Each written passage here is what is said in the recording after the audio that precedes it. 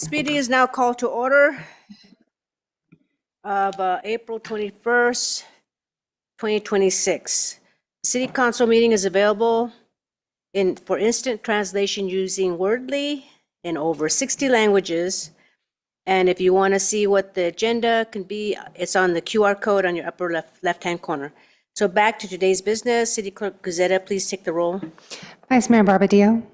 Here. Councilmember Chua. Here. Councilmember Lamb. Here. Councilmember Lien. Here. Mayor Montano. Here. So before we adjourn to closed session, City Attorney Curtis, please brief the public on the closed session items for today. Thank you, Mayor. There are 3 items coming before the council for closed session. The first is the public employee appointment and hiring, which is pursuant to Government Code Section 54957B. The employee position is the city manager. The second is conference with labor negotiator, pursuant to Government Code Section 54957.6. The agency's designated representatives are Christian Curtis, City Attorney, and Wendy Brown, WBCP. The employee organizations are the unrepresented city manager. The third item is also a conference with labor negotiator, and that's pursuant to Government Code Section 54957.6. The agency's designated representatives are Jared Hernandez, the acting city manager, Matt Cano, assistant city manager, and Rick Bolanos, Liebert Cassidy Whitmore. The employee organizations are the professional and technical employees, mid-management and confidential employees, Milpitas Employees Association, International Association of Firefighters, Milpitas Police Officers Association, and the unrepresented employees. Thank you. And now call for public comment on the closed agenda items. We have no public speaker cards, Mayor. Okay, so I will give folks 3 minutes for tonight for later on when folks come. All right, so we will adjourn to closed session. Thank you.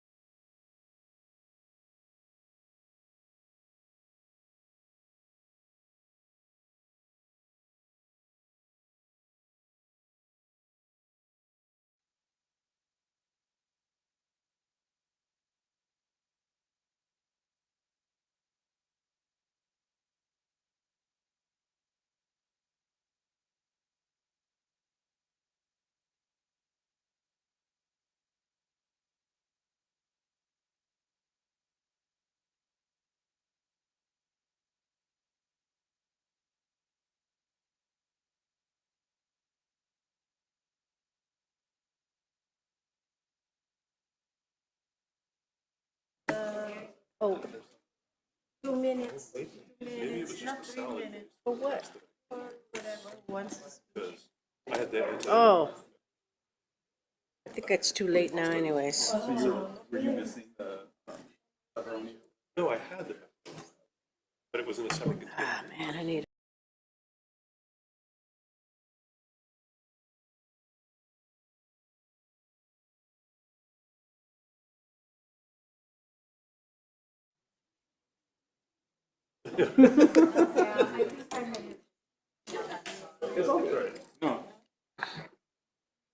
Okay, I was thinking to we're waiting for Mr. William.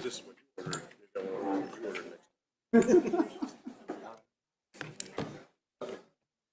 next. All right.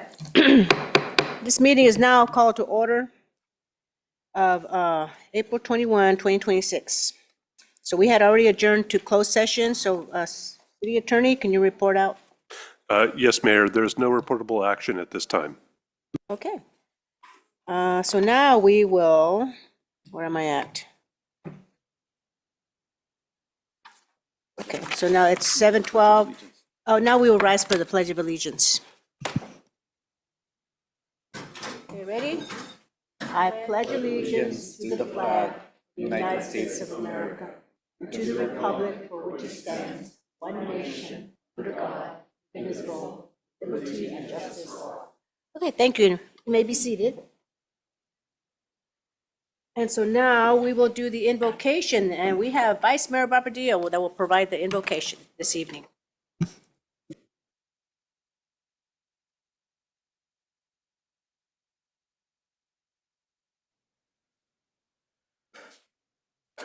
Let us all put ourselves in the presence of God. We thank you, Lord, for everything that we had received, all the blessings that each and every one of us has nourished throughout the week. At this point, we want to ask for a fiscal wisdom, a divine wisdom from you as this council is tackling the budget process. Hopefully, give us the necessary information and wisdom to do the right budget for this city. We also want to ask for world peace with the things going on in the world.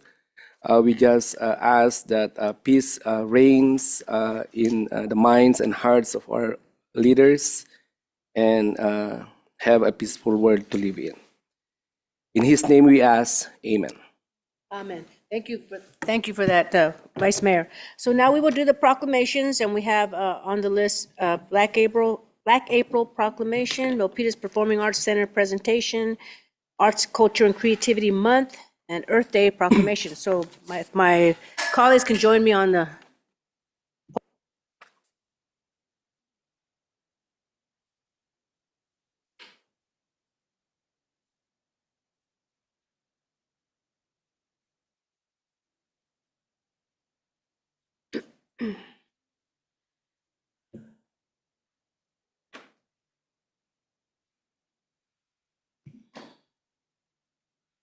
So welcome, everyone, and it's good to see the school board here and the majority of the school board. It's great.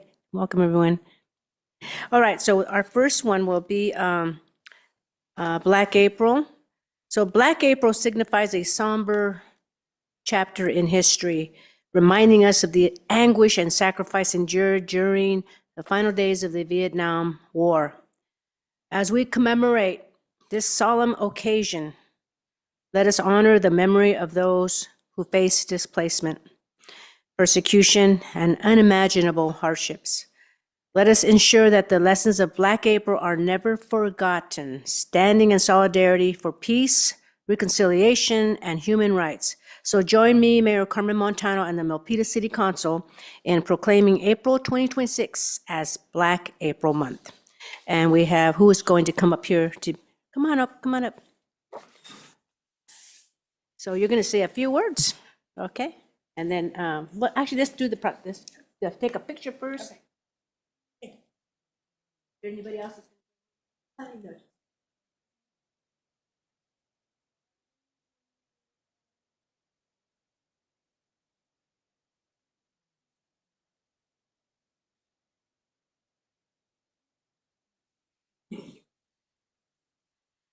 Good evening, everyone, and thank you to the City of Milpitas for this proclamation. My name is Kwan, and I'm the founder and director of VSTEPS, the first currently and the first and only Vietnamese American dance school in the entire Bay Area. Today, as we honored Black April, we honor the lives lost, families separated, and the resilience for resilience of our Vietnamese American community. It is not only a day about remembrance, but also about the courage it took to rebuild and preserve a culture, and also to pass on stories to our future generations. Thank you again.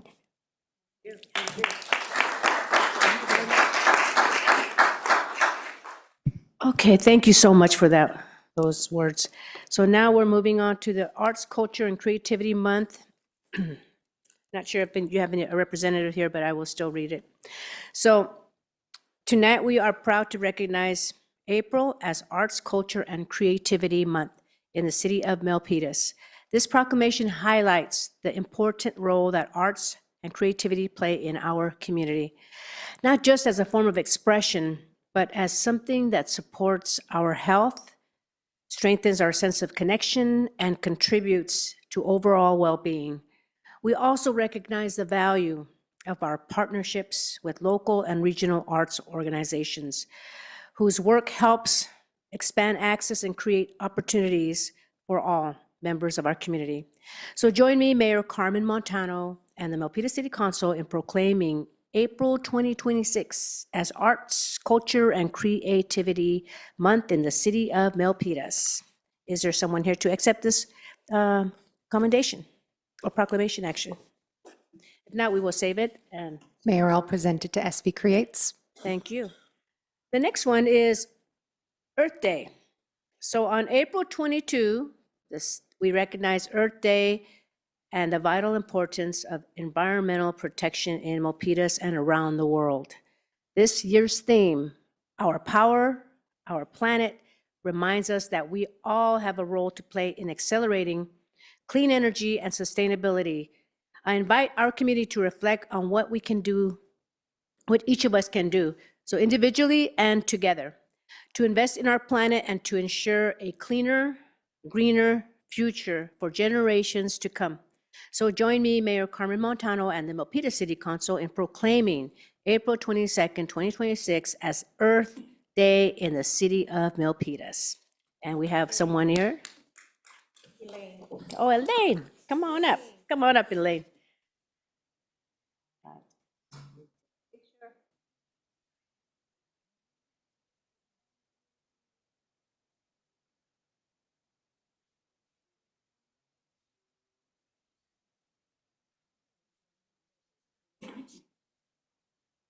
Thank you, Mayor and City Council. We had a really great Earth Day event this past Saturday at Murphy Park here in Milpitas. It was a beautiful day, sunny and blue skies, and it was great seeing hundreds of Milpitas families and residents learning about and excited about what they can do for the environment. I also want to encourage everyone to check our website. We have lots more events coming up, including creek cleanups, neighborhood cleanups, and then a lot of information about the Go Electric Milpitas program. So lots of ways to continue to be sustainable and to do good things for your families and for the planet. All right, thank you.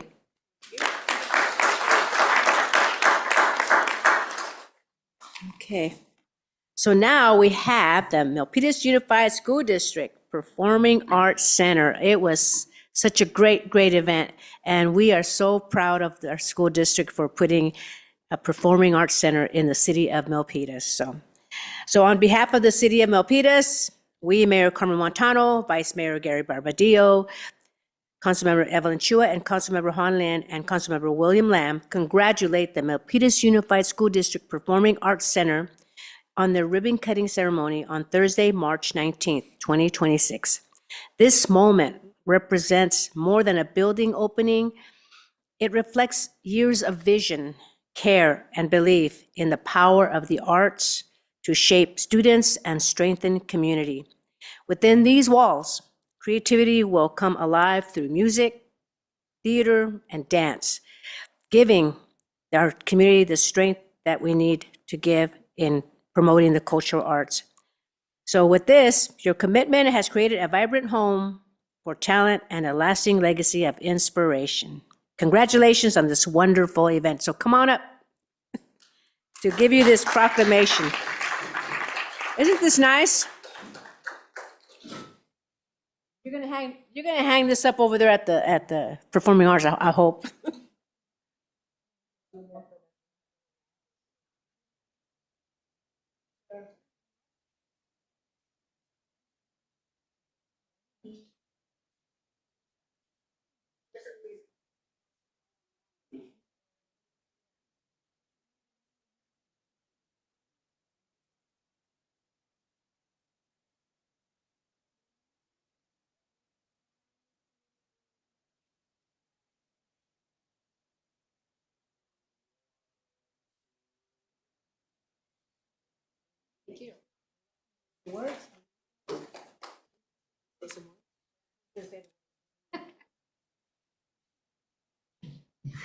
Thank you, Mayor Montano and City Council, and on behalf of our board and all of our MUSD team members and the community, thank you for recognizing the importance of our MUSD Milpitas Performing Arts Center.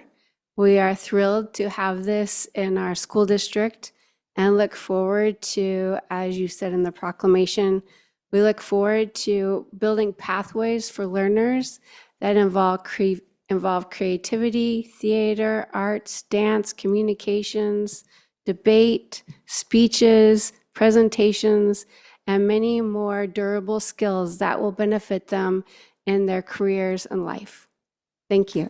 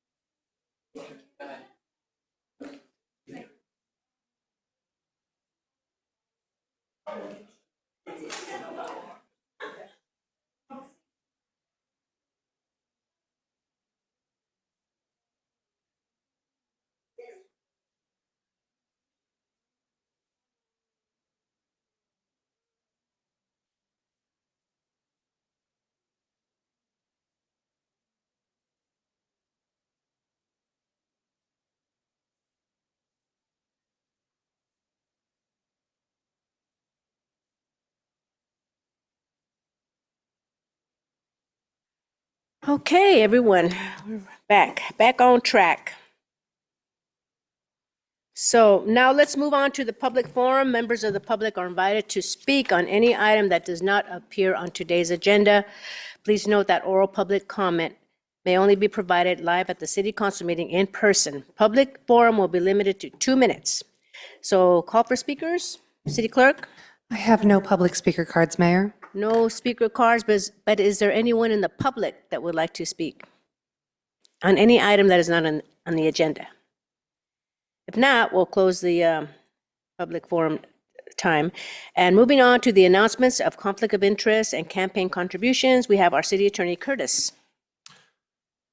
Thank you, Mayor. At this time, I would ask the mayor and each council member whether he or she has any financial or personal conflict of interest related to any of the items on tonight's agenda.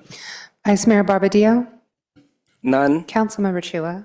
None. Councilmember Lamb? None. Councilmember Lian? None. Mayor Montano?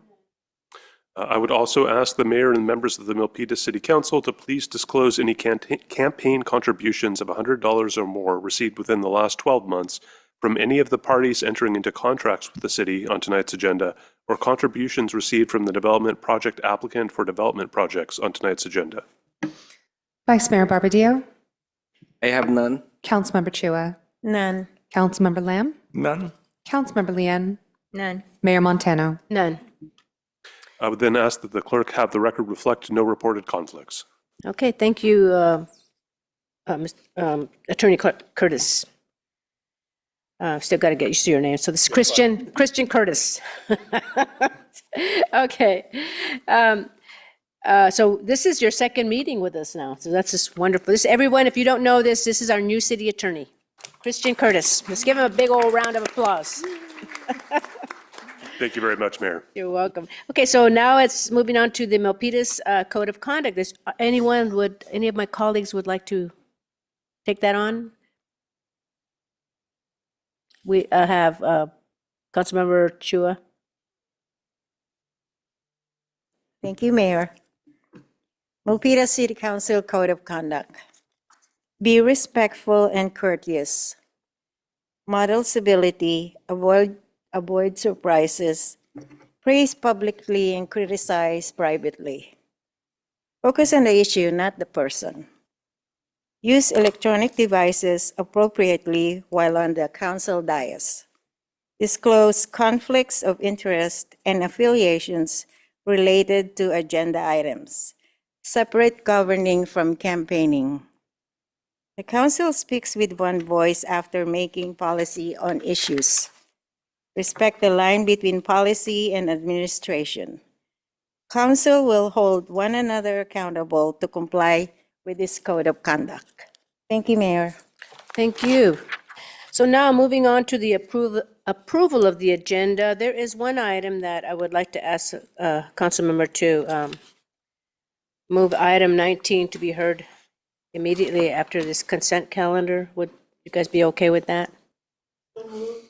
So it was motioned by Councilmember Chua and seconded by Vice Mayor. So let's call for the vote. Vice Mayor Barbadillo? Aye. Councilmember Chua? Aye. Councilmember Lamb? Aye. Councilmember Leanne? Aye. Mayor Montano? And I'm an aye. Thank you for that. So now, next we'll consider the consent calendar. Any staff have any comments, changes to make?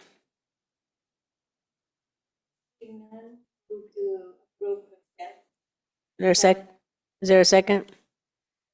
So it was moved by Councilmember Chua and seconded by Councilmember Leanne. Let's call for the vote. Mayor, we have to call for public comment first, and then we have a disclosure on item C8 that we need to make. Okay. Okay, so our city manager will make a disclosure. Thank you, Mayor. There is one item on the consent calendar. It's item C8, and pursuant to Government Code Section 54953, it requires a verbal statement of what that item is. This item and its resolution before the City Council approves a 3% salary increase for certain unrepresented miscellaneous classifications to include a retroactive to the first pay period in July of 2025 at an estimated annualized cost of approximately $270,000. It's already budgeted in the existing fiscal year 25-26 adopted operating budget, but I'm required to state that before you take action. Okay, great. Now, do we need to make a motion? I mean, a motion in a second? Okay. No, All right. Let's go on to public comment now. I have no public speaker cards. Anyone from the public that would like to make any comments on this item? Okay, well, see none. And we have a motion from Councilmember Chua and seconded by Councilmember Leanne. Right, let's call for the vote. Vice Mayor Barbadillo? Aye. Councilmember Chua? Aye. Councilmember Lamb? Aye. Councilmember Leanne? Aye. Mayor Montano? And I am an aye. Thank you. So now we're moving on to public hearings. City manager? The 19th? Okay, we're going to move to the public hearings on, actually, it's going to be leadership and support services, item 19. We'll do that one first. Thank you, Mayor. So item 19 before the council is going to be a presentation from the County of Santa Clara on their community plan to end homelessness. And we have county representatives here to facilitate the presentation. Thank you, City Manager Hernandez. Matt Cano, Assistant City Manager, and with me tonight is Laura Arteaga Fuentes and Hillary Armstrong from the County Office of Supportive Housing. And I really appreciate both of your time to come and share the draft plan on the community plan to end homelessness and receive any feedback you have this evening. And with that, I'll turn it over to the county team to go through the presentation. Thank you so much. Good evening, Mayor, Vice Mayor, and council members. My name is Hillary Armstrong. Thank you for the introduction. I'm a Deputy Director with the County Office of Supportive Housing, and I'm here with my colleague, Laura Ortega Fuentes, our Continuum of Care Program Manager. We're here tonight representing our community's Continuum of Care, who convenes this effort alongside many partners. Next slide, please. So tonight, we will try to quickly go through a great deal of information, and we thank you for your time. We're going to be covering a few key topics, starting with the progress from the last community plan to end homelessness, diving into some data about the households served in our system from Milpitas, and introducing you all to the draft community plan and our next steps going forward. Next slide, please. So before we get started, we wanted to provide an overview of our supportive housing system in our county. The Office of Supportive Housing was founded in 2015 as part of an effort to really coordinate services and the limited resources that our community has available to address homelessness and to leverage those resources. Before the development of our supportive housing system, an individual who was experiencing homelessness on any given night might have to call or go to a number of different shelter locations to see if they could find a bed for the night. Then they might have to reach out to a nonprofit that they might be aware of to try to be placed in some sort of housing, but there was no real coordinated system. The county forming this office really was taking those resources and centralizing them. And in this system, if you're experiencing homelessness, we have streamlined processes for you to get in touch with shelter resources, with our homelessness prevention system, and to be assessed for housing programs that might meet your needs. And those housing programs have a broad array of offerings and different components. Next slide, please. So as I mentioned, we are here tonight not just in our role with the county, but as the Continuum of Care, which is a broad group of stakeholders in our community who are dedicated to ending and preventing homelessness.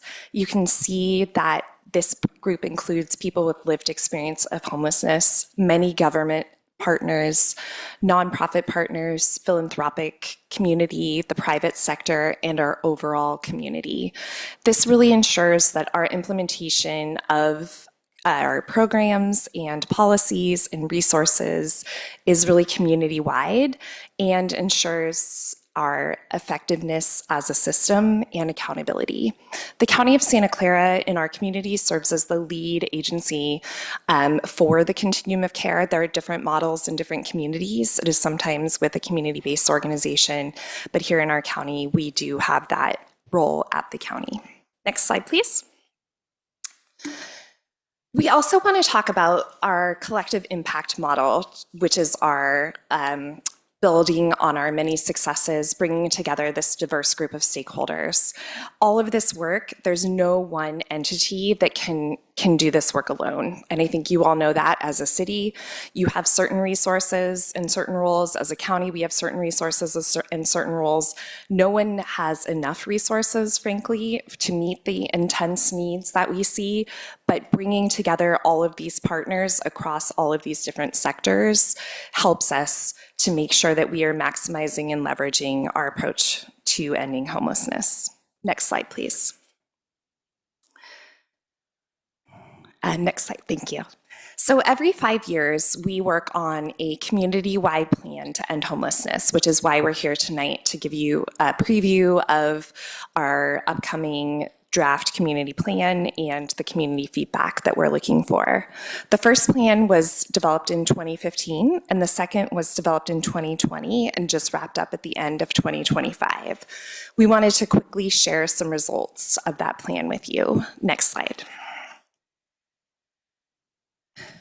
So one of our top goals of the 2025 community plan was to house 20,000 people, which we are very pleased to report to you tonight that we did achieve. You can see in the graph the number of folks that were housed by year, and we are just incredibly pleased that this is 20,830 people in our community who were formerly unhoused, and they are in some sort of permanent placement that effectively ended their homelessness. Another thing we want to raise up to all of you is that our results are showing that this work is really helping our community. Over 90% of the people that we're placing into long-term housing are staying housed over time. Next slide, please. We also wanted to share some information about the people who make up the 20,000 people who are housed. So 47% of those folks were chronically homeless, which is a person who's experienced homelessness for more than a year and has a disabling condition. We also saw that about a quarter of them were families with children. 13% were young adults, 15% were veterans, and 9% were seniors. And of course, some of these categories can be overlapping, so someone could fall into multiple categories. What this shows us is that we need a broad array of housing solutions for folks because we see folks in a variety of situations that have led to their homelessness and who need different types of interventions to end or prevent their homelessness. So we'll talk a little bit more about that throughout our presentation. Next slide, please. We also established a goal to double our temporary housing and shelter capacity across the county. And we are pleased to report that while we didn't quite double it, we did increase capacity by 82%. So before 2020, we had about 1,800 shelter beds across the county. And as of 2025, we have 3,400. Also during that time, we had 27,000 people who we were serving in temporary housing or shelter programs over that 5-year period. So we also saw a really broad array of different types of interventions. And I think one of the things that we're seeing is more shelters that include things like kitchenettes and private bathroom space, which really helps for the dignity of folks who are experiencing homelessness and coming off the streets and transitioning into more stable and permanent housing. We've also seen a lot of new safe parking programs and safe RV parking programs come online. So just again, different types of interventions to meet the different needs. Next slide, please. We also served over 38,000 people in our homelessness prevention programs over those 5 years of the plan. And one of the most effective and trauma avoiding approaches to homelessness and ending homelessness is preventing it before it begins in the first place. It's also incredibly effective from a financial and economic perspective as well. To prevent households from becoming homelessness prevents a lot of need of using public systems and other services that are much higher cost to deliver. We're pleased to say that over 93% of families remain stably housed while they're receiving our homelessness prevention services, and over only 1 year later, only 5% of households became homeless. One of our community plan goals was to increase our capacity in our homelessness prevention program, and that has increased 75% since January of 2020, and we are serving over 25 households per year in these programs. Our community is a model that is being replicated nationwide in 10 different communities now. We have built this from the ground of a pilot program back in 2017 that served a few hundred families and tried to prove up this model of providing flexible and right-sized financial assistance to folks to help them stabilize their living situation and keep them housed, and case management to help them address any of the issues that led to instability in their housing, and legal services as needed to prevent eviction. And so we're just thrilled that the model is proven up by research and is being replicated nationwide. Next slide, please. And finally, one of the most difficult issues that we face is just the ongoing inflow of folks entering homelessness each year. And when the plan began, for every one household that was being housed, another 2.5 households became homeless. So obviously that is not a ratio that we like to see. We would prefer that no one became homeless in the first place. But for those who do become homeless, we would like to be able to be housing folks at the same rate so that we reach what we call functional zero. We have reduced the new households becoming homeless by 19%. We were hoping to reduce it by 30% over the plan. And I think this really just speaks to some of the very challenging and intractable issues that we face and that are faced across California and across the nation, but in particular in high-cost communities such as ours, where it is very difficult to find affordable housing. We've definitely made strides on that by hugely increasing our supply of supportive and affordable housing through the 2016 Measure A Affordable Housing Bond that the voters passed, and that has been very successfully implemented across our community, but we're also facing huge challenges and headwinds, as I know all of you are very aware. So with that, I'm going to hand the presentation over to my colleague for some detailed information about Milpitas. Thank you so much, and thank you again for having us. As Hillary and Matt said, I'm Laura Tegafuentes. I'm the Continuum of Care Program Manager that sits in the Office of Supportive Housing. So Hillary shared some really great outcomes of our community plan, and I just wanted to share what this means for the residents of Milpitas. As you can see on the, next slide, please. Thank you. As you can see on this slide, we've broken out some of the services that are offered. And so over the plan, over the 5 years, 855 people were housed of those 20,000 that were Milpitas residents. For people that were served in temporary housing or shelter, we have 1,500 families and individuals that were served out of that total. And then 991 families were prevented from, or households and people were prevented from experiencing homelessness in the first place. As Hillary shared, we wanted to reduce our inflow numbers, those coming into the system for the very first time. For Milpitas residents, it was in 2025, for every one household housed, another 1.6 became homeless. So again, more work to do, but we have reduced some of that inflow over time. Next slide, please.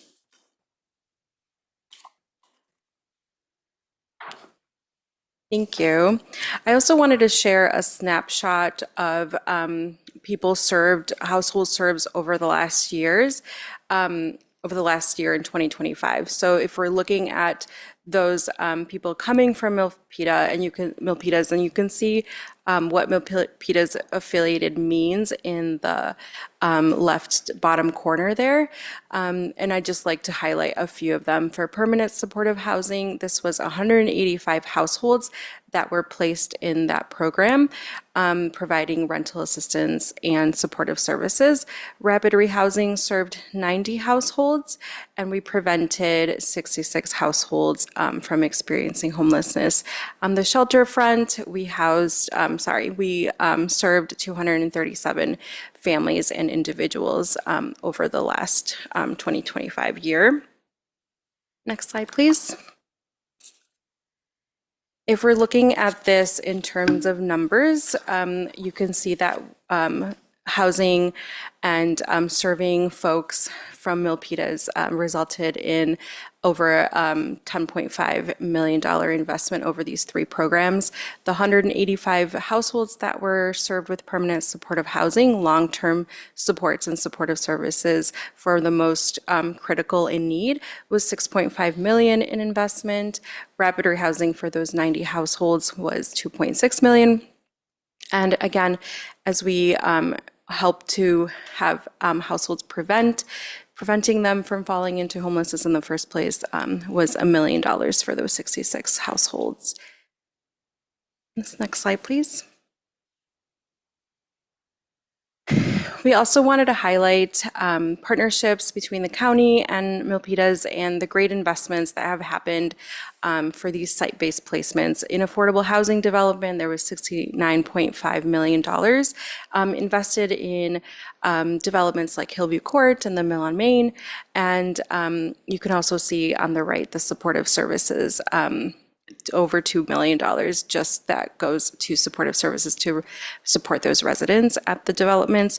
These are sites that are placed here in Milpitas, and a lot of our other the other data that we covered are tenant-based vouchers that can be used anywhere in the community, but we track those residents as residing and originating from Milpitas, but these are actually placed here in Milpitas themselves. Next slide, please.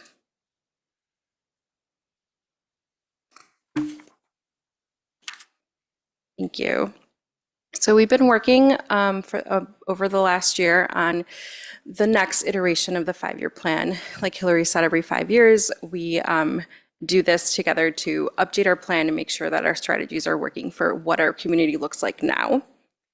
We want to really start by thanking Milpitas staff for being involved in this process.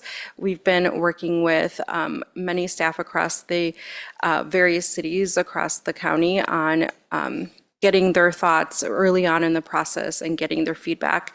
And Milpitas staff was no exception. They joined in and were deeply engaged, along with many nonprofit partners, people with lived experience, et cetera, that have gotten us to this point. So we really are thankful to them. Next slide, please. You can see in our timeline that we started last spring. This process so far has included a lot of different types of qualitative and quantitative data collection and analysis, and really deep engagement from our partners. Like I said, there was all of our cities have been engaged. There's community-based organizations, lived experience partners, youth and young adults, behavioral health, criminal legal sector. Like, there's been a lot of different partners involved in coming to the table to make sure that we shape our community plan in the most informed way possible. We are now, excitingly, in the community input phase of the draft plan. You have the draft plan attached, but it's also available on our website. And so over the next couple of months, we'll be finalizing the plan based on community input. We will bring the finalized plan to the Continuum of Care Board, which is the decision-making body of the COC, and they will adopt the plan, and then we will come back to you, other cities and other partners, for endorsements in the fall. Next slide, please. I want to go over the 4 key focus areas. So we start, number 1, with the most trauma-informed, humane, cost-effective intervention that is available to us, prevention, and building on ways that we can prevent people from becoming homeless in the first place. Number 2, we want to focus on the continuum of housing programs, from helping people from safe parking and temporary housing all the way to permanent housing, and also helping them retain their housing over time. Third, while we know that permanent housing is the solution to homelessness, we also know that there's many people experiencing unsheltered homelessness and that are outside today on our streets, and it's important to improve access to critical services as they work on their homelessness. And then we know that while we do this work, we know that it's the people that know what's most effective, what should be prioritized, what the real challenges are those that experience homelessness and housing instability themselves. And so we are working with them to lead on these strategies, which is strategy 4. Next slide, please. As I mentioned, we are in the community input phase of our timeline. We will touch on the sub-regional plans, but we are also going to be developing sub-regional plans in the next few months. And then again, coming back to the COC board for final adoption once the plan is finalized, and coming to the fall to seek endorsements from our partners at the cities and other key partners like the Housing Authority. Next slide, please. So sub-regional plans is a new aspect of the community plan, and it's something that we're really excited about. We've looked at the county and seen that there's shared characteristics, priorities, and populations in these different groupings. So we've been working with a North County group, a West Valley group, a South County group, and City of San Jose. And really working with them over the next few months to create a plan that's really going to serve as a roadmap in ways to help us align with the community plan. So it's not going to replicate the plan, it's just really going to help these subregions work together and on their shared goals and strategies and priorities that align with the plan. So we're excited to explore what this means for each region as we're working on how we can address these challenges together. Next slide, please. As I mentioned, we are in the community input plan or community input phase, and there are 4 in-person convenings. The North County convening is going to be next week on Thursday, and it will be in the Mitchell Park Community Center in Palo Alto. There will be, anyone can come to any of the sessions. It doesn't have to be, split up by any sort of region. It's open and welcome to all. We will also have a virtual convening on May 21st for those that cannot make any of the in-person convenings. We also have a form on our website for those that cannot make any convening, whether virtual or in person, and still wants to receive a survey to submit their input. The plan is posted on our website. Each of the convenings has their own flyer and translated into multiple languages, and there will be language resources on site for translation services, and we will also compensate those that have lived experience of homelessness for attending as well. Next slide, please. And of course, we're interested in hearing your feedback on the plan once you've reviewed it, and we'd love for you to consider these questions as you are reviewing it. One is, are the focus areas included in the plan reflective of the needs and goals of your community? Next, what kind of information or strategies would you like to see included as part of your sub-regional plan? And also, how can we work with you to get the information out to your community about the work that we do collectively? Thank you so much for your time, and we look forward to answering any questions you may have. Okay, thank you very much for that presentation. Let's see. Is there anyone from the public that would like to comment on this presentation? I have no public speaker cards, Mayor. Okay. And I don't see anyone from the public. Right now's the time. Anyone? Okay. So we will go ahead and take some questions from the City Council. Any questions? We have a Vice Mayor. Thank you for the very informative information you provided. So I didn't know that at least the statistics for homelessness in Milpitas. Would you have any data as to the population? What are rampant in Milpitas as to the chronically homeless, families with children, young adults, veterans, and seniors? Do we have that data about Milpitas? Thank you, Vice Mayor Barbadillo, for the question. I am checking, we did bring our city report with us, and I am checking that now to see if that has information about chronic homelessness.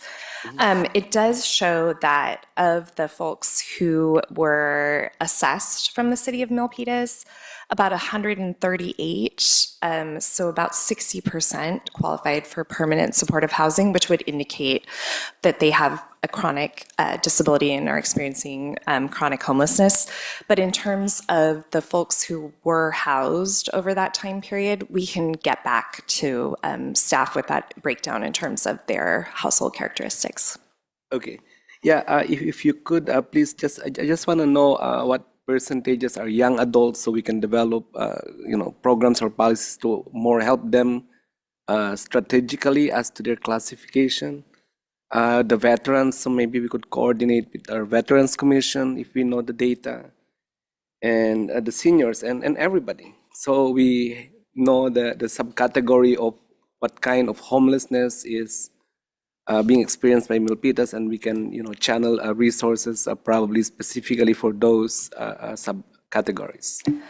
Thank you very much. And I do have information about the age tiers. So we do show that 12% were young adults between the ages of 18 to 24, and about 22% were 55 or older. So you've got some portion, about almost a quarter who are seniors, and then about 12% who are young adults. And I will look to see if I have the veterans info on hand, but I don't know that I do. So we can follow up with that.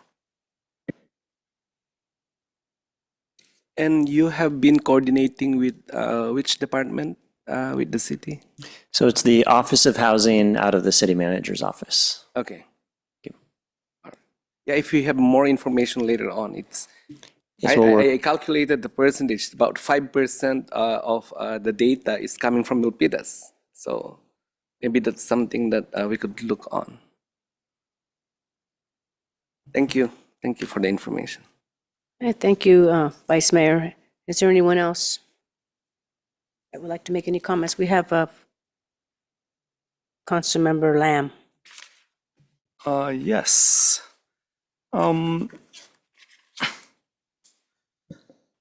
After going through your plan, seems like your plan is focused on housing.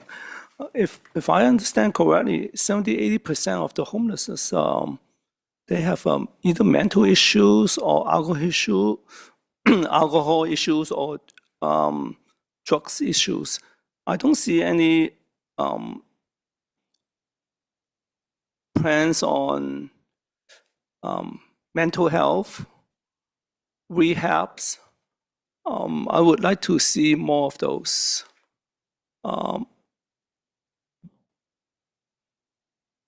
Yes. Thank you, Council Member, for your feedback. One thing that I do want to state, and then we can certainly look in the plan, but I think all of those services, behavioral health services, substance use services, are all included and critical parts of supportive housing. So when we house someone in supportive housing, we're wrapping them with services that meet them where they are, and those include intensive case management and connection with those behavioral health services and substance use services and medical home, if all of those are needed. Our community operates on a housing first model, and that is a proven model that has shown that it is the most effective way to treat folks who are experiencing some of those issues. And I do want to be clear, not everyone experiencing homelessness and not everyone experiencing chronic homelessness has either mental health or substance use issues, but we do see that for those folks who do have mental health and substance use services, the most effective model is to get a roof over their head so that then they have that stability and have that site-based or intensive case management that is connecting them to services and getting them those services they need while stabilizing them in permanent housing where they can live for the rest of their lives.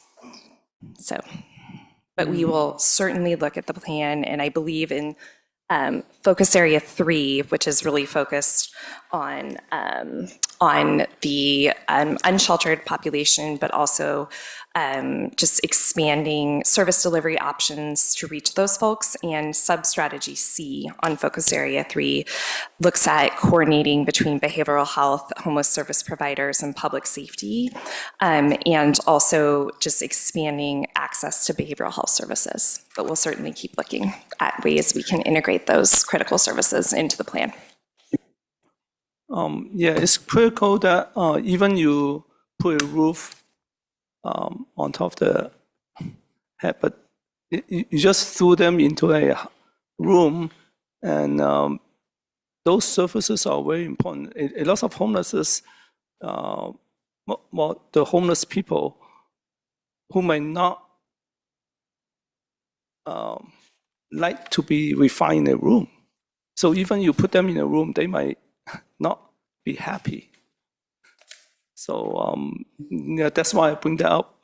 The mental issue could be a major issue. Thank you, Council Member. And absolutely, that is one of the core components of supportive housing, is that folks aren't just left isolated, that they're both wrapped around with services and also in our site-based supportive housing, really working to create vibrant communities. And so some of our site-based supportive housing is in buildings where everyone is formerly unhoused, and some of it is a blend of folks who are in affordable units and folks who have previously experienced homelessness. But either way, we have on-site teams, both for services teams who are providing those wraparound intensive services, and also property management and resident services, where it's really building that community so folks aren't isolated, so they have support, so they have on-site meetings and activities and enrichment. And for folks who are ready for, kind of job training or other services, they have the access to those. Okay, thank you. Thank you very much. Okay, thank you, Councilmember Lam. Anyone else? We have a Councilmember Leanne. Hi, Hillary. So can you share with us, out of the 855 Milpitians that you housed, how did you find them, or what outreach to get them there? And also share the details of the prevention for that 991 members. Thank you. Thank you, Councilmember Leanne.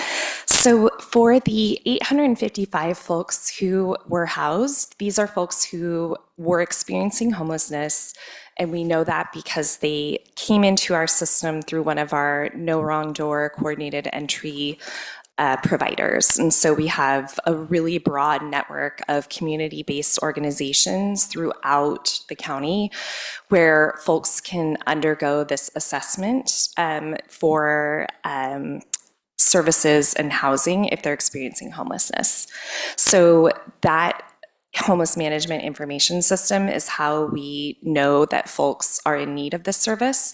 And then when a housing opportunity becomes available, we're able to connect with them either directly through their contact information that's in the system, or through case managers, or like you said, outreach workers who are able to know where folks are staying and reach out to them, let them know that a housing opportunity is available. And then we have a client engagement team at the Office of Supportive Housing that works hand in hand with folks to get them ready to apply for apartments, because getting into supportive housing, it is applying for an apartment and it's getting a lease. And so getting folks all of their documents, getting them document ready, getting them any information they need, and also, frankly, getting them ready to live in a home. And so they do everything from, like I said, all of those documents to welcome packages, making sure that their clients moving into a home have pots and pans and sheets for the bed and all of those things that you think about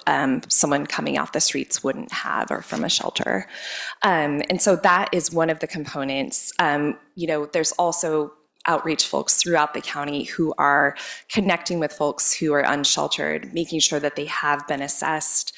We have a really unique component of our HMIS system where someone who's unhoused can have essentially like it's a version of an electronic health record where they can say, oh, here, like have this app and I can tell my caseworker where I'm staying, how to reach me if a housing opportunity comes up, and I can communicate with my case manager that way. So it's kind of trying to meet everyone where they're at. Some folks obviously won't be able to navigate that type of system, but for some folks that's really great and empowering way. For other folks who may be experiencing more symptoms of a disability, the outreach workers would do more to kind of help guide them through the system. And then for your second question about details regarding prevention, so we have a really robust countywide prevention system with an investment from various partners, including the county, cities, in particular the city of San Jose, and different health, like our managed care plans are invested in it, and we're leveraging sources of funding like Medi-Cal and CalWorks for folks who are already receiving those benefits. So those folks would access services through a network of 20 community-based organizations. This program also has a no wrong door approach where there is a centralized intake line, but they can also access any of the individual agencies, which many of them are basic needs providers that are known in the community, and say, you know, I'm behind on my rent, I'm facing a risk of homelessness, I'm being evicted, and then they are assessed for eligibility, and they are provided with very quick turnaround financial assistance that can help them catch up on their rent, can help with other expenses that are getting in the way of their housing stability, and then they're connected with case management to help resolve the situations that led them, like was it a job loss, was it a medical emergency in the family, and really make sure that that household is stabilized, and then legal services if they need it for if they're already in court proceedings. Councilmember, if I just may, briefly add, part of the outreach teams in Milpitas specifically are We Hope, who is a partner that we use as a city for outreach, and the nonprofit Hope for the Unhoused. So those are two of the partners that are in Milpitas that are part of the network that was mentioned. Okay, I thought so too. One more question for you, Hillary. And Matt, you cut me and I forgot what the question is. Sorry. No. Okay. What is the capacity that you can house, and how long is your wait list? And do you prioritize case by case, or are you going from the list, top down? Those are excellent questions, Councilmember. Thank you. So I'll start with the prioritization. So the way that coordinated entry and the assessment for housing work is the prioritization is based on vulnerability. And so it's looking at folks who are the most in need of a roof over their heads to basically stay alive, stabilize their health, and address any kind of the multiple factors that are leading to their homelessness.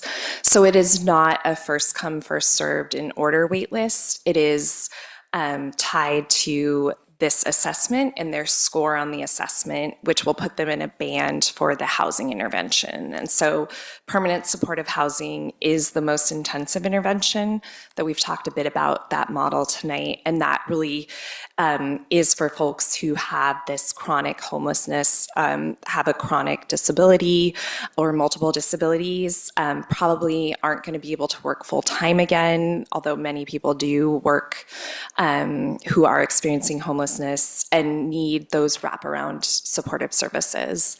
The next level of intervention is rapid rehousing. And so that's really for folks whose homelessness may be more situational, like a job loss or a change in family composition, or other, kind of medical challenges that are not permanent or ongoing. And so that model includes a subsidized a housing subsidy for a period of usually 2 years to help people find housing, get placed in that housing, subsidize their housing, and then provide those intensive services to help them stabilize so that then they can take over the rent that housing going forward. And then if folks don't score in either of those ranges, there's also, kind of more time-limited interventions that we have, such as housing problem solving, which is also a shelter diversion model where it's really trying to provide someone with flexible financial assistance that might be able to quickly resolve their homelessness. And sometimes that's just enough money to get a first and last month deposit, or like relocation assistance if they have somewhere stable to go and just need help to get there. So those are some of the examples. For your first question on the capacity, I might need to pull that up, but I believe, I do have that with me tonight. So let me, if I can just have a minute on that one, I can tell you our capacity level.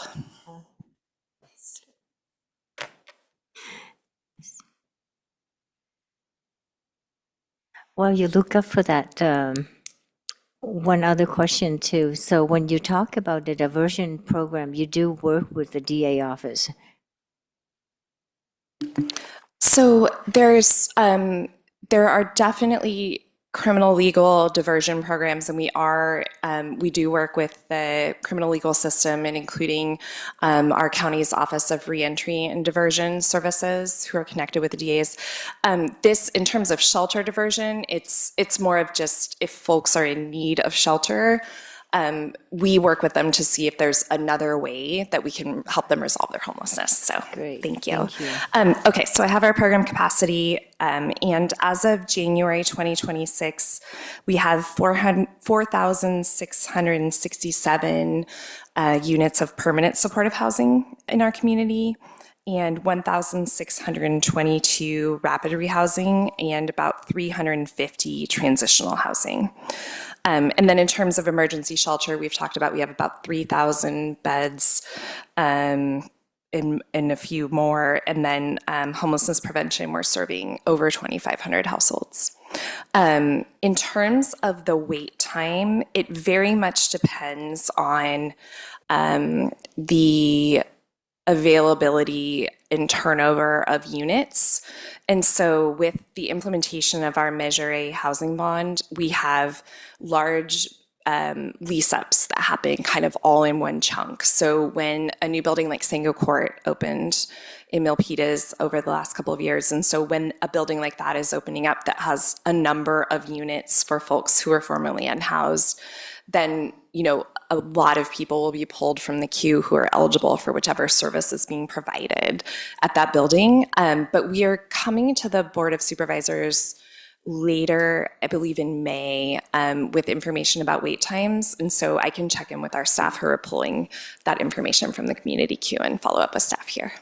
Thank you. Thank you, Mayor. Okay, thank you very much. Anyone else? We have Councilmember Lamb. Hi, I have one more question for you.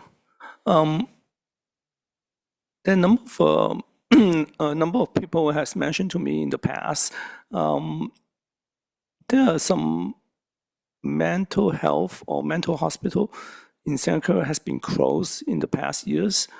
Have you guys thought of reopen those facility and use those facility to house some of the mental people with mental health and drugs addictions into those facilities? Thank you for the question, Councilmember Lamb. I am aware actually of efforts to bring on more beds that provide services across kind of the continuum of behavioral health services, including inpatient treatment in our community. We can reach out to our colleagues at Behavioral Health to get a little more solid information on those numbers, but I know that they report quarterly to our board on the efforts to expand capacity for mental health, behavioral health beds. That being said, your point is taken on kind of making sure that we're maximizing use of any available facilities that might be good for housing. So either we look at this two different ways. So either in terms of facilities that could be converted to temporary shelter, or that could become permanent housing, either through like a conversion process or land. And so we have a number of projects funded through the Measure A Affordable Housing Bond that are taking advantage of publicly owned land. And so that can look a couple of different ways. So we work with like the VTA Transit Agency, and we have a number of transit-oriented development projects in the works. We just had an opening at Tommy Station in San Jose, and there are a couple of others coming online over the next few years. We also have county-owned land that we're looking to develop into affordable housing throughout the community. So I think very well taken, and I think we're always open to thinking through the different models that can be used for housing. I think one of the challenges with expansion of shelter, which we are very much focused on, is ensuring sustainability of operations, because it is very expensive to operate and to wrap folks around with those services that they need. And funding shelter is different than funding affordable housing, because there's not like an income source and you're not able to finance it the way you can finance affordable housing. So that's just one of those challenges that we have to balance as we look at developing the different models. But your point is very well taken in terms of maximizing any sort of spaces in our community that can be kind of easily adapted to provide shelter and permanent housing. Okay. Thank you, Councilmember Lamb. Is there anyone else? Okay, I have a couple of questions. Thank you very much. So what is your annual budget for the Office of Supportive Housing? Thank you for that question, Mayor Montano. I will have to look that up. I know I just recently did, but I believe it's in the $130 million range. I'll look it up. It might take me a moment. And just, I want your opinion. What do you feel is the main reason or the key for people becoming homeless?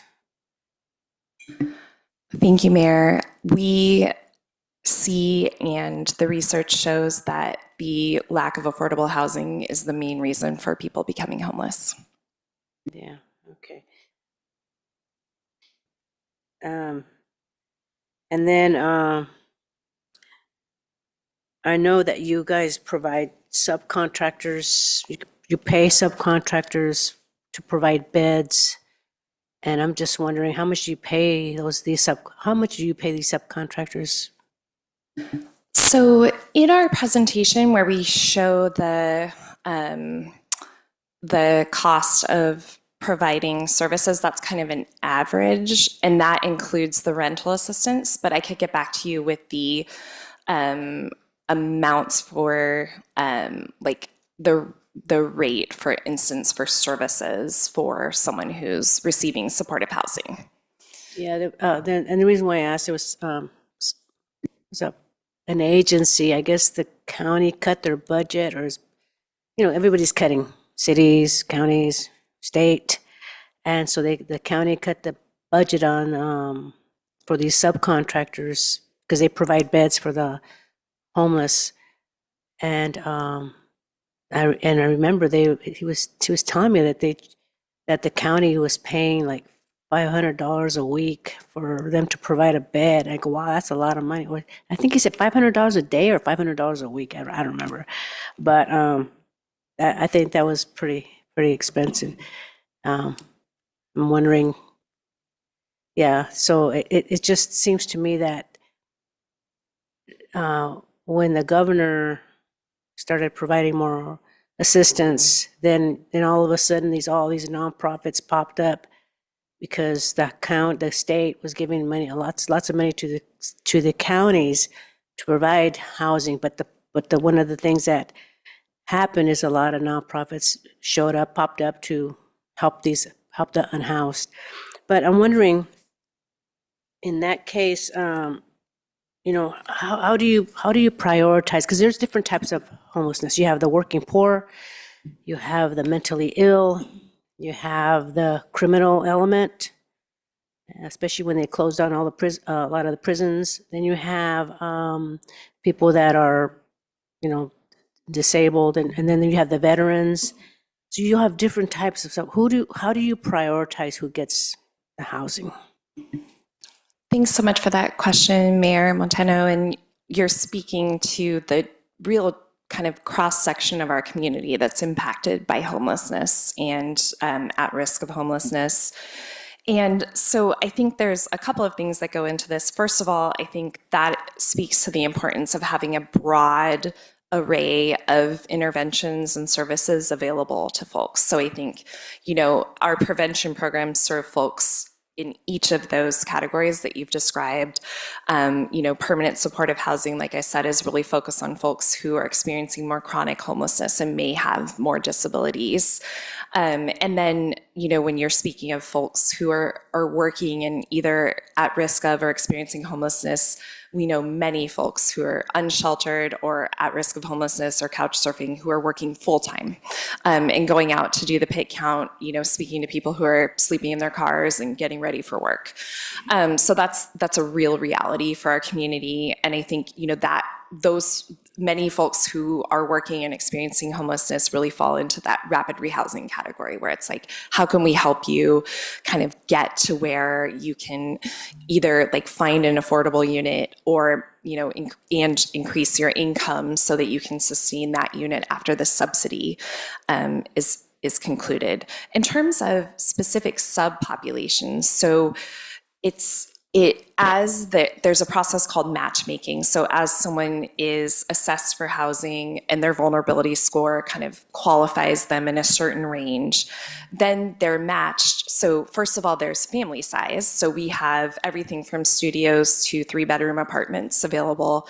And so that's a component, is what is the family size? There are certain units that are set aside for veterans, either through certain funding sources like the Home Key Plus program from the state or from the VASH, HUD VASH vouchers.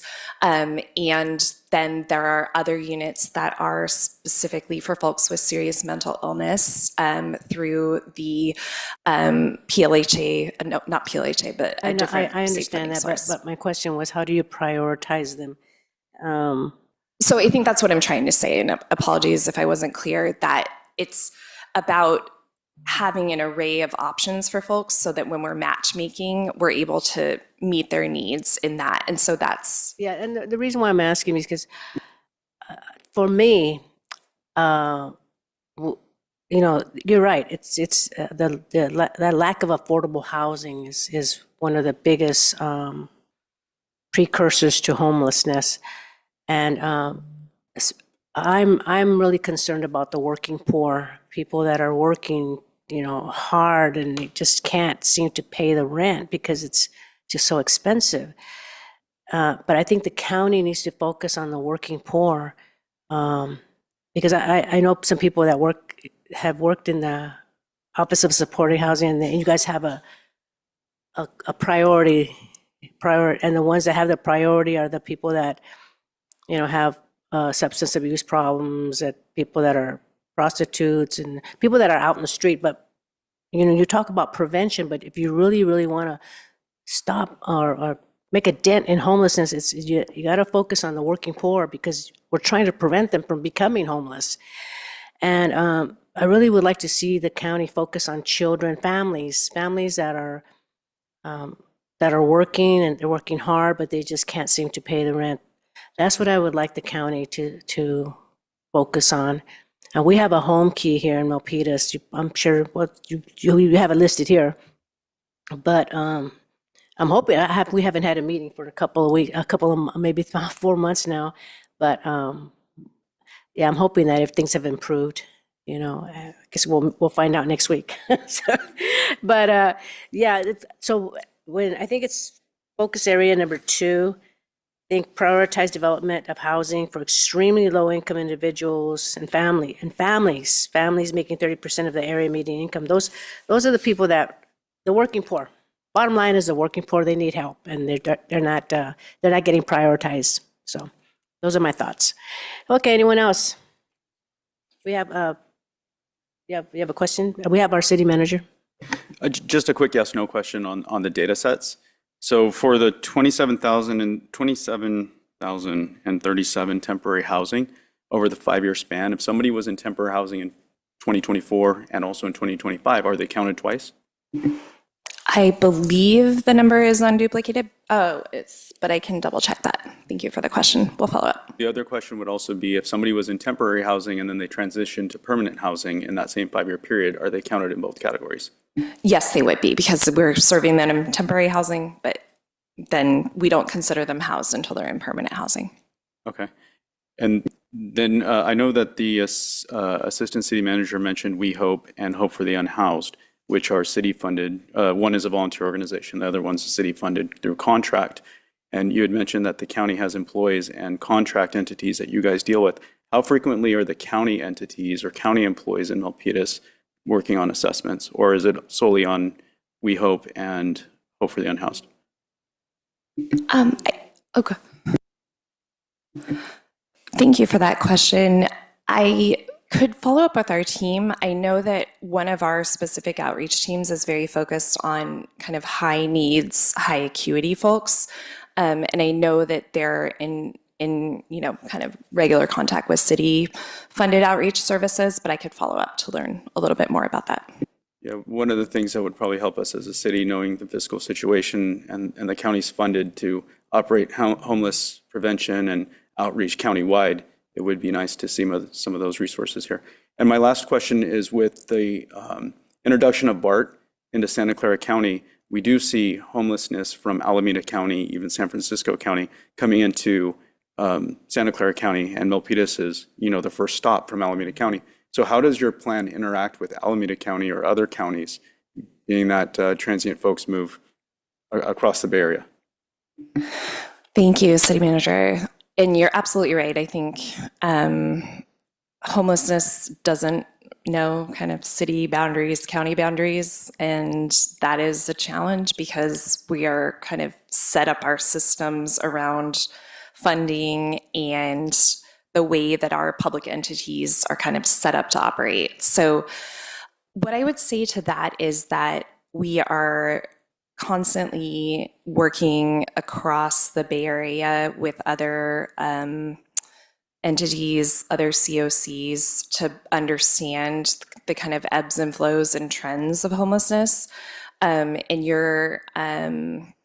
I think the northernmost and southernmost parts of our county really see more of that cross-county lines. You see that with Alameda County, and up the peninsula, we see that with San Mateo County. So we think that is something that we could probably work into these sub-regional plans to really have that cross-county collaboration more called out. Appreciate that. Thank you, Hillary. Thank you, Laura. Okay, anyone else? Well, all right, that's the end of that presentation. Thank you so much for that presentation, and hopefully we can make some improvements. Okay, now we're moving on to the 16, hold on a minute. It's the public hearings. Okay, go ahead. Thank you, Mayor. So the next item for council this evening is item number 16. It's to conduct a public hearing and approve the reissuance of a tax equity and fiscal responsibility act, tax exempt revenue bond by the California Municipal Finance Authority for an amount not exceeding $47 million for an affordable housing development located at 308 Sango Court. And the presenter will be Assistant City Manager Matt Cano.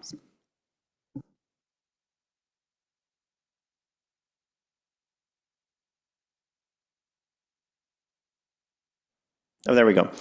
Thank you. I have a brief presentation for you this evening. Next slide, please.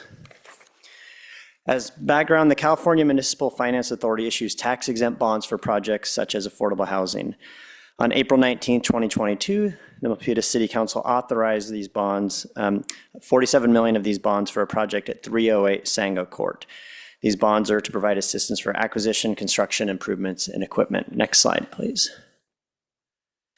308 Sango Court is the borrower, a developer, Milpitas Pacific Associates, and the developer is Pacific West Communities. There's 84 affordable apartment units with one manager's unit, 80% low income and 20% moderate income households.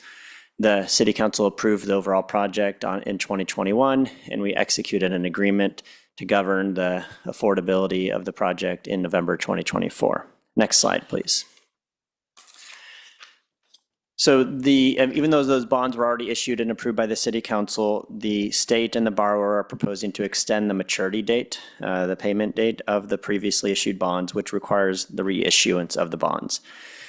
Per state regulations, this requires a publicly noticed hearing, and it requires it to be approved by the Milpitas City Council as the responsible government representative, the elected body with the jurisdiction over the area where the project is located. Next slide, please. Some important notes, and there's much more detail in the agenda report on this as well. The borrower and developer will continue to be solely responsible for the repayment of the bonds. The city will not have any financial or other obligation, liability, or responsibility for the project or the repayment of the bonds. The financing documents carry this disclaimer that the debt is not the obligation of the city. We don't bear any costs related to the issuance of the bonds. We are not going to receive an additional fee for this extension of the maturity date, but we did receive a one-time $20,000 payment a handful of years ago when the bonds were first issued. Next slide, please. So our recommendation this evening is to conduct a public hearing under the requirements of TEFRA and adopt the resolution approving the reissuance of tax-exempt revenue bonds by the California Municipal Finance Authority for the benefit of Milpitas Pacific Associates for an amount not to exceed $47 million for a multifamily affordable housing development located at 308 Sango Court pursuant to the requirements of TEFRA. And I'm here this evening to answer any questions you may have on this project. Okay, thank you, Matt Kano. I have one question. Why is it Tetra? Tefra?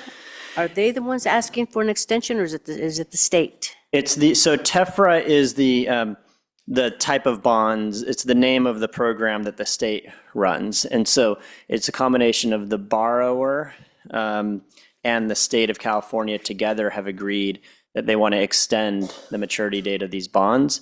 So it's just together, it's likely the borrower that has asked the state, but it's basically the joint request from both of them to extend the date of these bonds. So, but what's the advantage of that to extend it? So we do have on Zoom a representative of the developer for more detailed questions, but ultimately it's a timeline issue is for the repayment. Additionally, the bonds had a certain timeline incorporated into them regarding when they need to be repaid, and they're extending that timeline likely due to the schedule for the project not being what they originally expected. Okay, and the project is already done. People are living in the Correct. project already. Correct. Okay. All right. Anyone have any questions? But it's not going to cost the city anything. Correct. And you mentioned something about 20,000. What's that? What was that? So when these are originally issued, typically there's a one-time dollar amount that the governing jurisdiction will receive as part of this package. And so we did receive that one-time dollar amount back in when these bonds were originally issued a handful of years ago. And we don't, per the state guidelines for these bonds, we don't receive another one-time dollar amount just because they're extending the maturity date. Okay. But we did receive that dollar amount already. So, but who's at the end of the day, who owns that property? Who's going to own it? Since it's a bond, who's going to own it? So so the city does not have any ownership interest in the property. It's the developer, I can find out the exact answer and get back to you, but it's a combination of the borrower and developer. One of them or the entity, Pacific West Associates. And so what I can do, Mayor, is I can get back to you with the specific that'd be name of great. the entity that will own it, but it's the developer, not the city. Yeah, I'm just concerned because in the short term, it sounds good. You're providing homes for the unhoused or for people that are low income. But I think after like 50 years and it goes back to the owner, just the same thing that happened with Sunny Hills, and then you get, then the homeless become, or the low income become displaced so I'm just curious about that. So, Yeah, it's after all right. 50. Great. Thank you. Anybody else have any questions? We have Councilmember Lamb. Are those rental units? Yes, they are. And they are different than Section 8. I'll see if someone else can help me with that question, but also, Suzanne, could you promote Mike Kelly on Zoom? He's representing the owner or developer, and he may be able to answer the questions a little more detailed. But it is, I can get you a detailed response on that after the meeting. On the difference between this and Section 8.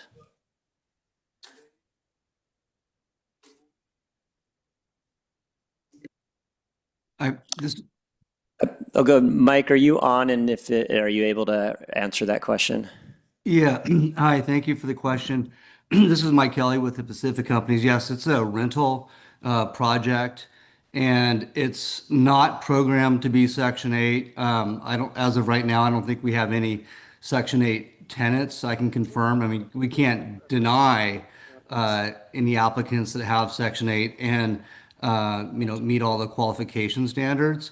But to rent there, they have to demonstrate income, and that's usually in the form of of job, and they have background checks and landlord checks. So I'd say out of our portfolio, I mean, we have over 10,000 units. I mean, less than 5% contemplate Section 8. This is not a PSH project. So anyway, it's generally 30% AMI up to 80% of the area median income is what this project targets. So hopefully that's helpful for you. Did we say 30% AMI? What's how much is it? Is moderate income? I don't have I can check for you, but that 80% is definitely moderate. In fact, we're probably bumping up against 70% on there. It's programmed for 80%, but 80% is mostly it's right there bumping up against market rate. So sometimes we bring the rents down to 70% just to be competitive in the marketplace. A lot of folks would not want to rent there and go through all the recertification requirements if our rent is exactly the same as a market rate project, say across the street. So I can confirm, but the program allows for up to 80% and not above 80%. But I think that the vast majority of the higher income tenants are probably right around 70%, just so that we can remain competitive in the marketplace. And Councilmember, I can follow up with the exact dollar amounts that these percentages are in an email memo to council after tonight. Yeah, I just want to get a ballpark idea. Is it under 100,000 for moderate income, or 50,000, 75,000? What is the number? Well, give me a second here. I can probably pull it up. You caught me flat-footed. I apologize.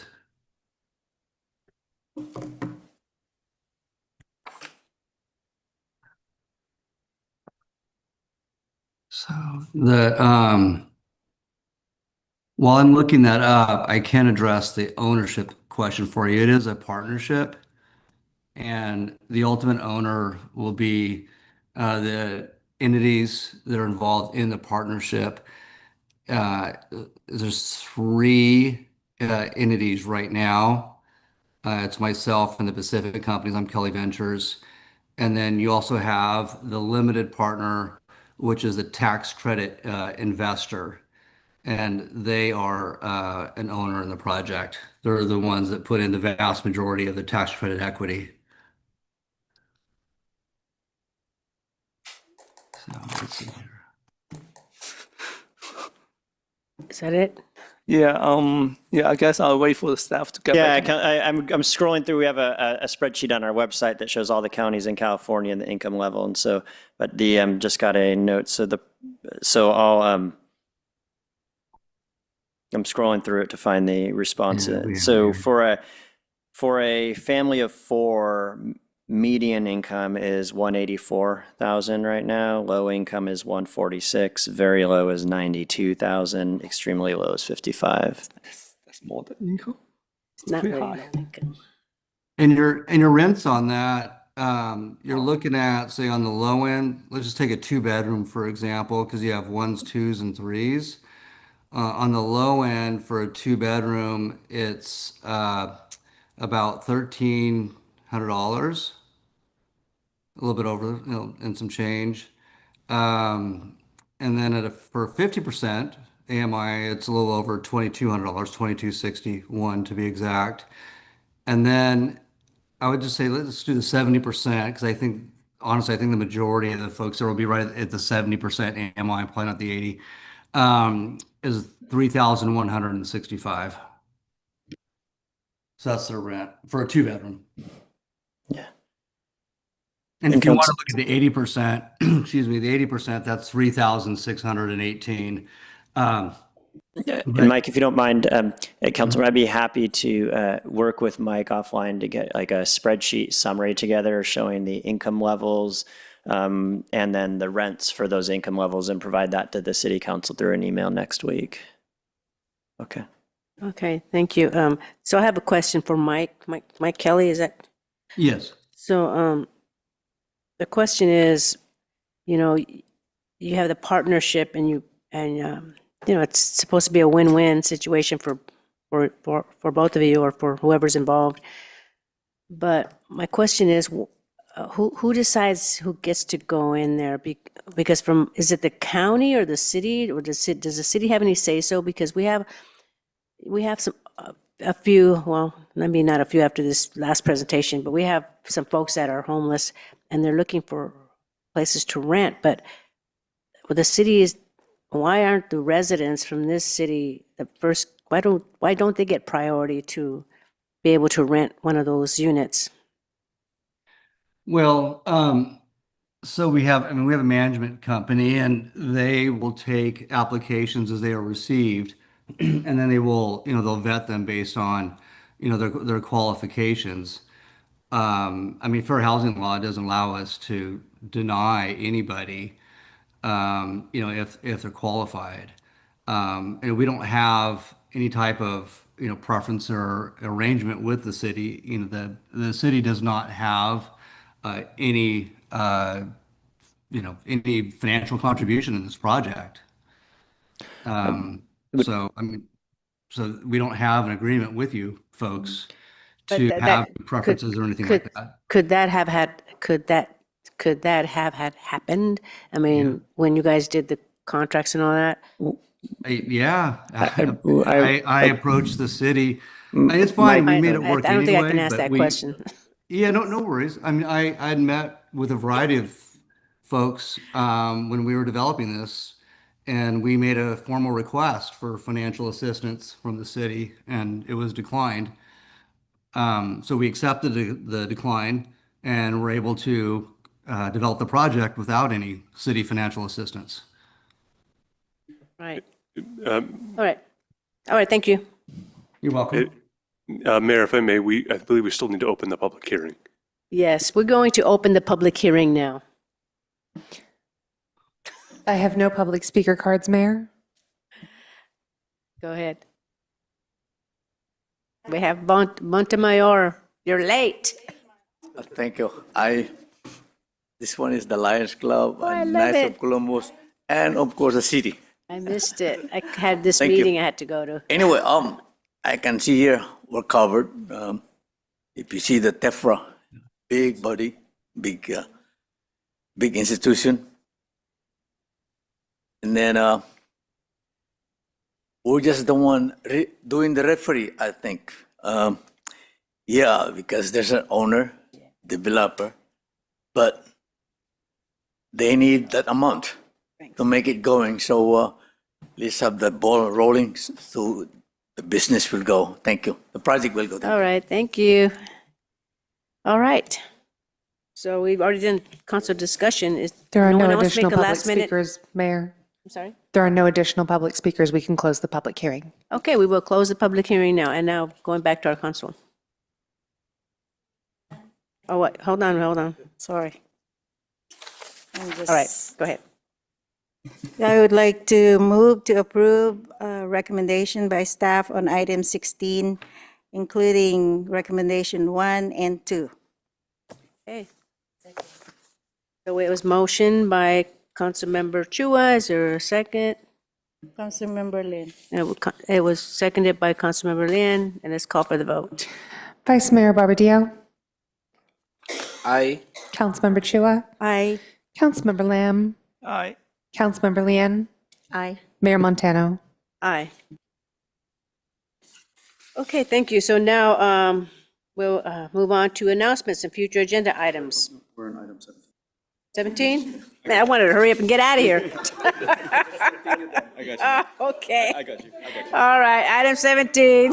I wanted to, look what time it is. It's already going to be 9 o'clock. And we're always, All right, Mayor. okay, go ahead. Moving on to item number 17, which is to conduct a public hearing and adopt a resolution approving the fiscal year 26-27 development and storm impact fees scheduled for the transit area specific plan and the Calaveras Boulevard widening traffic impact fee and the storm drain impact fee. And presenting is going to be our finance director, Luz Confresi-Howe. Good evening, Mayor Montano, Vice Mayor Barbadillo, council members Chua, Lian, and Lamb. I am so happy that you want to see us so much.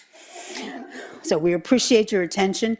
This is our annual item that we bring to you. It's very standard, so we're going to go quickly through this presentation. This is the annual increase that's dependent on a construction contract, the change in a construction contract index year over year. Next slide, please. So all these fees are governed by the State of California Mitigation Act and our own municipal code. And the city has established the following mitigation fees: the transit area specific plan, the TASP impact fee, the Calaveras Boulevard widening traffic impact fee, and the storm drain fee. Next slide, please. So we'll go through these each one by one. We're starting with the TASP fee. To the right of your slide, you see the map of the coverage areas. On the left, we go through a small history of how this was all developed. And at the end of the day, the fee is a development impact fee that builders must pay. For infrastructure improvements in the particular TASP area, the fee paid depends on the size of the respective project and helps to cover the cost of upgrading infrastructure to support those developments. The next slide, please, that demonstrates the increase. The increase will be the same for all three fees. It's based on a city construction cost index change from December to December. So the fee change, the percentage change that you're looking at is from December 24 to December 25. It's published in an industry publication of record, the Engineering News Record, and it is for San Francisco, so it is specific to the Bay Area. And this year it is nominal 62 basis points, or it's under 1%. If you remember last year, we actually had a decrease in the construction cost index of roughly the same number. And once again, just a quick explanation of that construction cost index. We always talk about the CPI, which has a basket of goods. This also represents a construction cost. The construction cost index also represents a basket of goods and activities. So it represents labor, the cost of materials that go into construction. So it's very specific for this use. The next slide, please.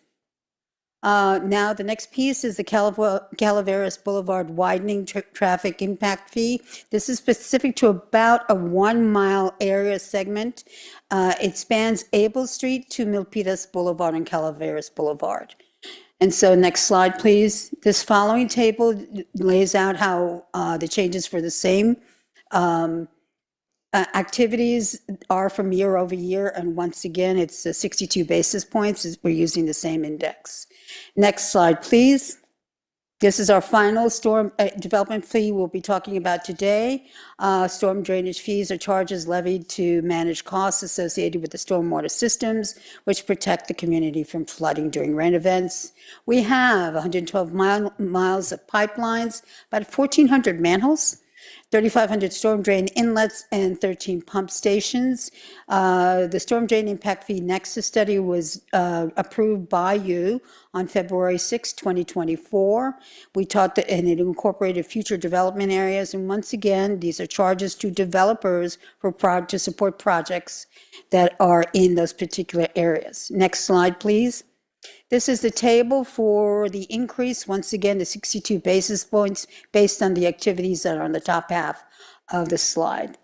And then the last slide, please. The last slide, please, is the recommendation to conduct a public hearing, which we'll need to open, and adopt a resolution approving the FY 2026-27 development and storm impact fee schedule for the transit area specific plan, TASP impact fee, the Calaveras Boulevard winding traffic impact fee, and the storm drain impact fee. And with that, my presentation is over, and we will entertain questions at your pleasure.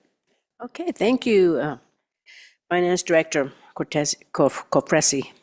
So we have questions. Public hearing.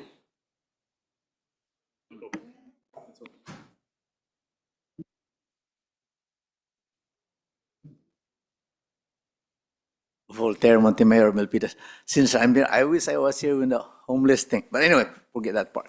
Yeah. I'll just mention two words.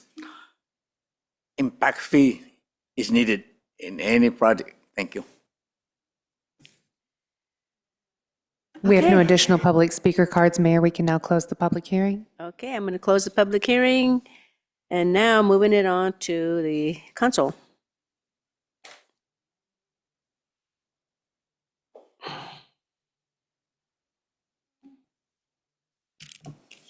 I think you need to turn yours on.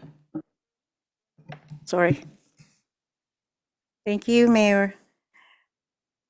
Seeing there are no comments from my, my colleagues, move to approve the recommendation by staff on item 17.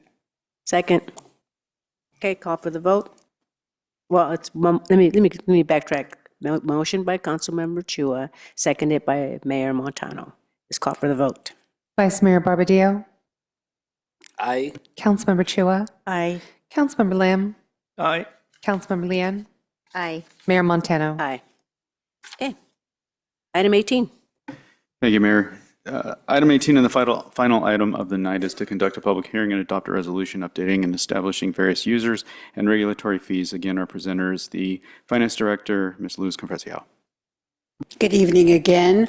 This one might take us a little bit longer. This is the annual, this also comes to you on an annual basis. The difference between what you've seen in the past, at least with this council and this sitting of this council, is you have been seeing what are called interim changes from year over year tied to inflation of salary and benefits. So this year we went out and did what we are supposed to be doing every 5 years, or 5 to 7 years. The last one was done in 2019, and we did a comprehensive study of the fees and the user and regulatory fees in the city of Milpitas. So we do have a technical source that did that work for us and supported us in doing that work. It is ClearSource. They are on the line for any technical questions. And then we also have in our audience or online our representatives from each and every department that has a fee and is being changed or even left alone in the fee schedules that will be before you today. Right now, I'm going to turn it over to Alice Vorich, who is the budget manager, who will take you through the presentation. So if we could, we'd like to complete the presentation, and then we can, of course, take any questions at your pleasure afterwards. Thank you. Thank you, Luz. Good evening, Council and Mayor. Alice Virch, the budget manager. Can I get the next slide? So I'm going to briefly go through the background and approach that we'd use for the fee study and the fee schedule. We're going to go over the fee schedule overview for the 26-27 user and regulatory fees. I'm going to give you a handful of fee examples, and then we're going to go through our recommendation. Next slide, please. So this is a user and regulatory fee schedule. A user fee are the amounts that we charge for the government activity that we use to perform the service for individual, business, or group. This is not for a service performed on the community as a whole. The regulatory fees are amounts charged for city costs for licensing, permits, inspections, and other regulatory activities that the city provides. And then this fee schedule does exclude the development impact fees and utility rates. The development impact fees you just heard from Luz just before this. Next slide. So a little background. Our communities use our tax revenues to fund the services on a broad scale. So your public works, your public safety, your police and fire, and your parks and maintenance of those parks. The fees and charges that we are looking at here are to fund services that provide a direct benefit such as plan review, permit processing, permit inspections, and so on. Next slide, please. Some of the guidance that we use is for our costs of service. These are costs that the payer, our taxpayers, should bear based on a fair and reasonable relationship of their burdens or benefits received by the government activity. Our cost recovery guidance are that fees should not exceed the reasonable cost to provide that service that we're charging the fee for. Next slide, please.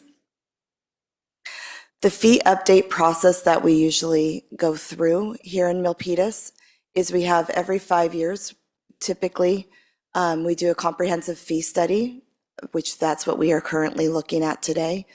Then between those 5 years, we do inflationary adjustments applied in between. And then we have our 26-27 proposed fees, which I mentioned are based on our recently completed fee study. Next slide, please. The general overview,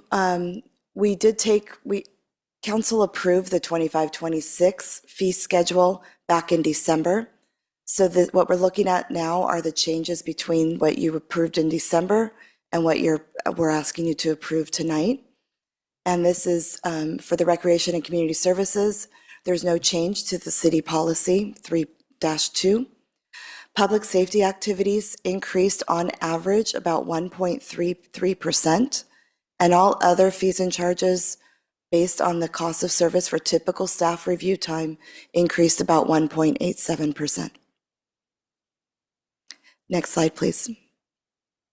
So some of these specific examples, I'm not going to go through each and every one of these, but our building, an example would be an occupancy for tenant improvement. For a 500 square foot tenant improvement, for plan review and inspection fees combined would increase this with this new proposed fee schedule from $4,229 to $4,820, which would give you an increase of $591. Another would be the plan review and inspection fees for an alarm system on a building of 5,000 square feet would increase from $1,475, an increase of about $33 to $1,508. In planning, we have a minor conditional use permit would increase from about $1,526 to $3,646. This is a large increase of $2,120, but that's due to the need for public hearing requirement, which raises the cost of that service that we're performing. And we are including that cost. Lastly, police alarms, permits, and false alarm response. Police permits are looking to increase, police reports. We're looking to increase for a 10-page report from $13 to $15. And administrative tow fees for an impounded vehicle would increase approximately $19 from $346 to $365. Next slide, please. So here's a broad overview of all of the fees that we looked at in this fee study with ClearSource, with all of our individual departments. We looked at 655 fees. Majority of these fees that we looked at, about 70%, 71%, were fees that either remained unchanged or had very minor increases up to 10% or within $10. We had another about 10% that changed based on project criteria. So these would have either increased or decreased. We also restructured a significant amount of fees that ended up resulting in about 4%. We have new fees of 6 new fees, and then we have about 46 fees that are increased about over 10%. And I missed the biggest one. The fees to decrease was about 45 fees and almost 7%. Approximately 78% of the fees for user and regulatory fees are proposed to decrease, remain unchanged, or increase by less than 10%. And most of the fee changes are due primarily to the existing cost recovery models, changes made to that. Next slide, please. So I want to focus on the fees that increased more than 10%. We had 46 fees that we're recommending to increase by more than 10%. Majority of those are in our planning fees. We had 24 for planning. You can see here, building, we had 11, engineering, 9, utilities and fires each had 1. These fees are regulatory in nature, and they are governed by the California Building Code, Subdivision, California Fire Code, and City Zoning Code, municipal codes. Next slide, please. We also had 6 new fees that we're proposing. Majority of these are for recreation, and it's just, services that we see a need for in the city, and we're bringing them forward so that we can recover those costs. Next slide, please. So the fiscal impact of our recommendations will generate approximately $304,000 in additional general fund revenue per year. Our increased revenues are not intended to fund new services. Excuse me. It's important to note that the increases that we're looking at are just to maintain the current services that we provide and to be as cost recovery as possible. They are intended to offset the costs for providing those existing services, and our fee adjustments are simply intended to avoid degradation of existing cost recovery levels, and ensure that the city is recouping as much of our costs to provide those services. Next slide, please. Lastly, our recommendation that we're asking of you is to adopt a resolution approving the fiscal year 26-27 user and regulatory fee schedule effective July 1, 2026. Authorize inflationary adjustments in an interim years in between their next fee study, and conduct our public hearing, which is what we're doing here. And that concludes our presentation, and we're open for questions. Thank you. Okay, thank you for that presentation. And so now open up the public hearing. Is there anyone? I have no public speaker cards. Anyone from the public? Okay, Mr. Montemayor.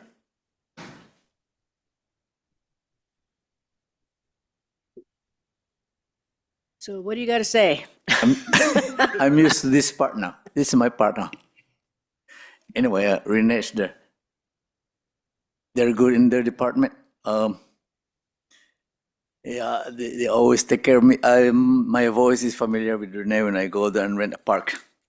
But anyway, the planning permit, it jumped, right? I don't know, but we have to accept the inflationary, is that the term? And at least a big percentage of the non-changed part. So this group are doing good. Thank you. Okay, thank you. Anyone else? No additional public speakers, Mayor. We can close the public hearing. Okay, I will close the public hearing. And now moving on to our city council.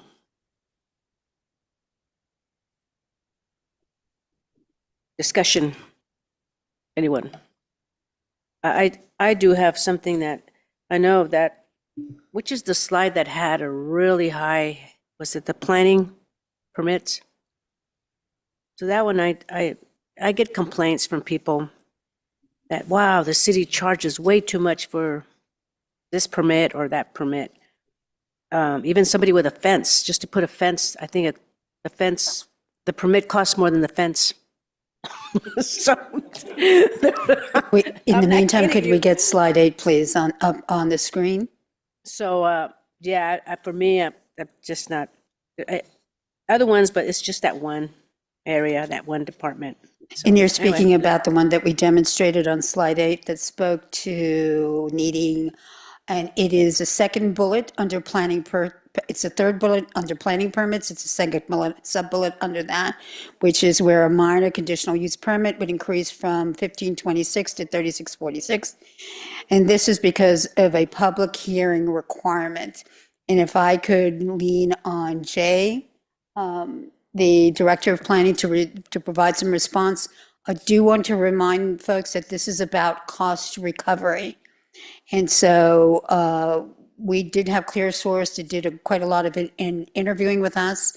They collaborated with the finance department and individual departments to speak to the people who were actually performing these activities. And so that's how these costs were generated. And with that, if Yeah, Jay is on Zoom, Mayor, if you would like a further explanation of why these costs have increased on these two items, would you? Yeah, but it's just, you know, you mentioned here the degradation of the cost for the fees, but really it's degradation of the people that are paying the fees. Yeah, You know, that's the way I see it. Yeah, It's just way too much. It's not even, it's just 1,526 to 3,646. That's just way too much. let us have Jay speak Yeah. to it, and because he can provide you the level of detail that was discussed. Good evening, Mayor and Council. Appreciate the opportunity to provide some background and explanation. So I'll go over both. I chose the two permits that probably are increasing the most just out of a desire to be transparent. So I totally understand that kind of shock. But the variance, I'll start with the variance. That one was totally undercharged. A variance goes all the way to the Planning Commission. So this involves all the hours that we put in to review variance requests. It involves other departments that also review these projects. Anytime there's a hearing that goes to the Planning Commission, it involves preparing a staff report with all the analysis and the findings that are required for a variance per our code. It requires preparing the presentation. Was there a? I'm just wondering, can't you use AI for some of that? The reports? That'll help. So using with the new, relatively new, like the Madison AI, that'll help in the speed in drafting the reports. But I assure you, variances in other cities cost way more than 1,128. That was totally an anomaly. Yeah. But it's not just a report. Like community members sometimes are, not okay with it. So like we have to spend hours speaking to community members, and especially when there's neighbors who are not agreeing with the property owner. There are a lot of things that that are involved in a project that is discretionary that goes to a hearing, not just a report writing. I'm mentioning that as like one aspect of it. But yes, so I would say for the variance, we were completely undercharging. So it's to fix that mistake because 1,128, you look at the hourly rate for like any staff, not just planning. I mean, that's just like a few hours. So we can certainly spend a lot more time than that for a variance request. It also includes the time of going to the hearing itself. And I'm sure I'm missing other items as well, like conditions of approval, drafting that. So the variance, I think, it was long overdue. The minor conditional use permit also goes to a zoning administrator hearing.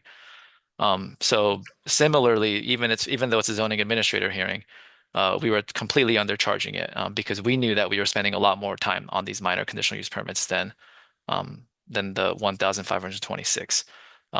These are massage permits, alcohol permits, and there's even been a desire to raise the level of review of these even higher. So I would say these fees resulting right now, it seems like a large increase, but I would say the end result is very much in line with what other cities charge, if not even lower. But in general, I think the fence one, I totally understand, but I think the ones that I've heard most complaints about are the ones that are in the hillsides. And unfortunately, or not unfortunately, just I guess no opinion, just the hillside ordinance requires council approval for metal fences.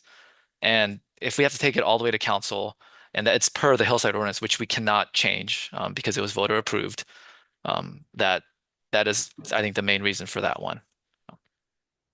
Yeah. I still feel, for me, my one vote, I still feel that 1,000, where is it at? 1,526 to 3,000, that's huge. But anyway, that's just me. I'm really cognizant of the consumer, the residents. So anyway, anyone else? I have Councilmember Chua. Thank you, Mayor. I know you have feedback from our residents. On the other hand, I have feedback from other residents, other cities' residents, and they complain to me that their fees are too high, ours are too low. So, and this is one of the actually planning commissioners on one of the cities, and they started building their ADUs. And they were surprised to find out how low our fees are. So that's just another information for us. I think what Jay said about the variance, I agree totally. And I don't know, did we do a statistical analysis on other cities? Obviously we did, right, with a consultant? We did benchmarking was not per se the scope of work because it's important to understand here, this is about cost recovery for the city of Milpitas. And so we did do sort of a very informal scan of our other cities, and we used that as an internal work product, but because it was a level of detail that's just insane, which is where Jay's remarks come from about, and to some extent that support your position where our fees are too low. I will also, if I may, respond to the mayor's comment about fees being too high. We have done in particular cases, and certainly in recreational and community services, the city has taken proactive action and determined that even though cost recovery is the way that we should be going, and full 100% cost recovery for people and enterprises that are seeking these particular services, we have determined, and the council has determined and approved, a policy that basically reduces some costs, and especially in the area of recreation and community services. So we don't do full cost recovery there. The difficult and challenging part of that is when we don't do cost recovery, no matter where it is, whether it's in recreation and community services or other areas such as planning permits or anything like that, the burden falls on the general fund to make up those costs because those costs are paid.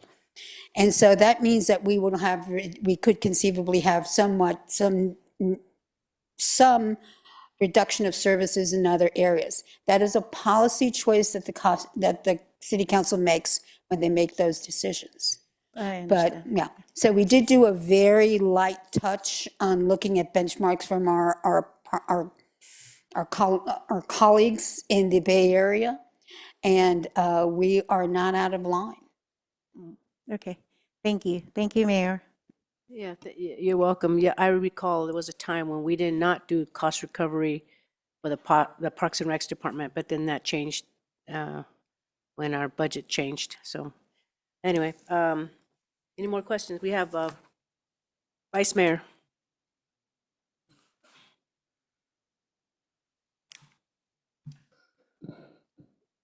So fees increase, and there's about 46 of them that were to increase more than 10% according to the study. And if you look further on the methodology that they use, again, supplement my understanding, it seems that the increase was about increase in labor costs, or majority of it. Yes, and if we could pull up slide 5, please, whoever's running the presentation. Pardon me, slide 9. Yes.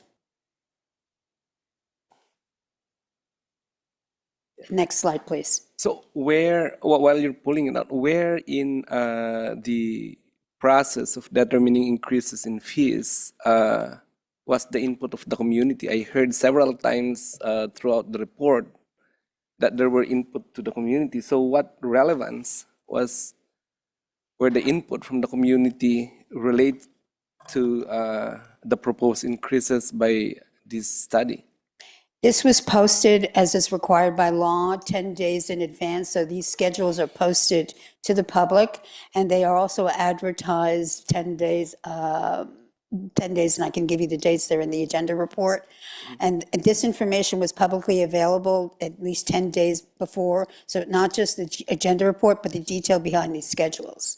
So the public had an opportunity to provide some information, and Susan, the city clerk has not received any any requests for speakers or inquiries from either residents or communities or developers who would be affected by these fees.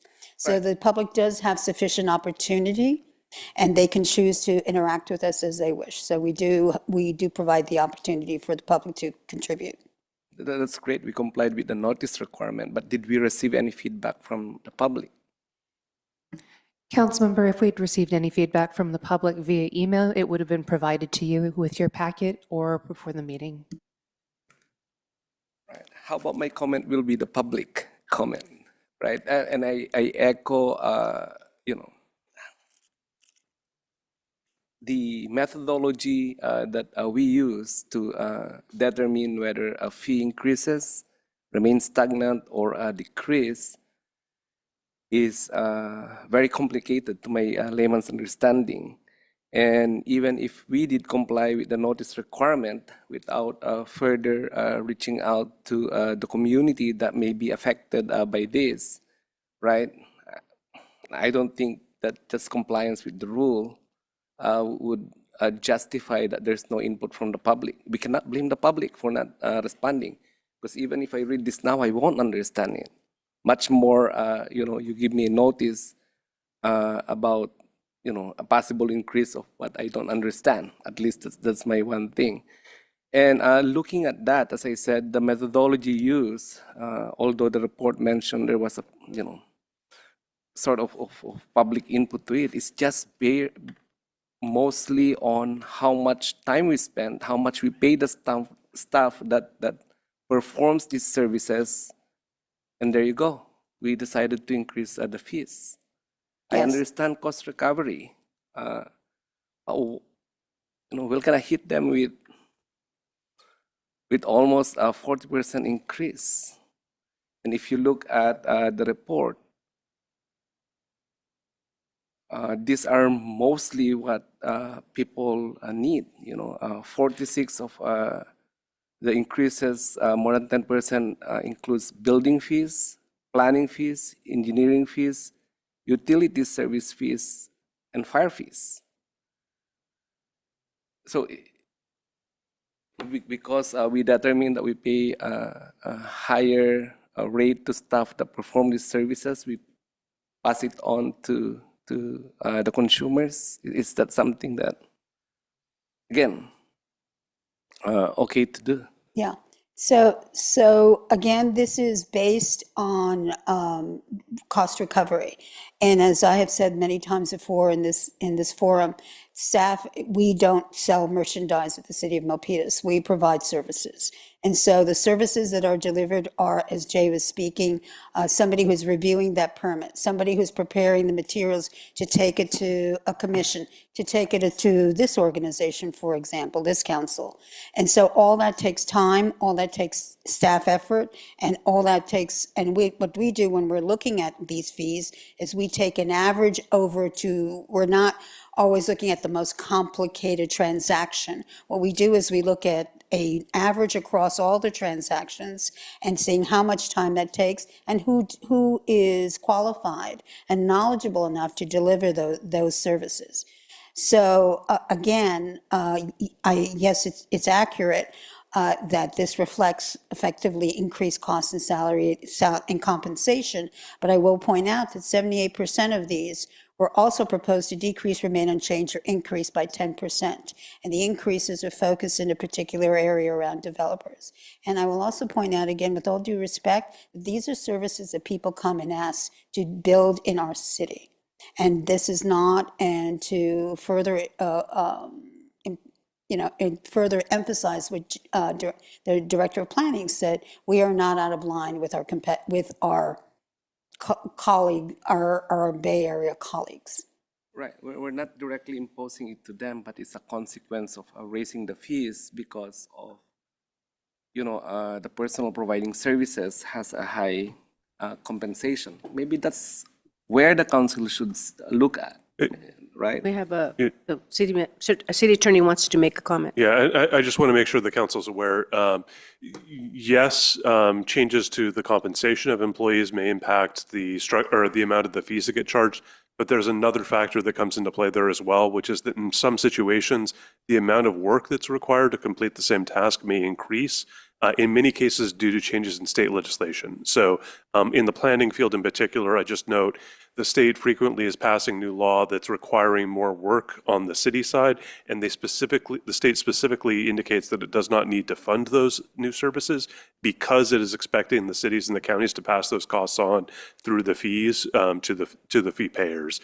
I just want you to be aware that the overall factors can be more complex, as I think your planning director alluded, as can be the case with your ordinances as well. So you don't have control over what the state legislature might do to make it more complicated, but your own ordinances also might impact the amount of work that goes into any particular permit.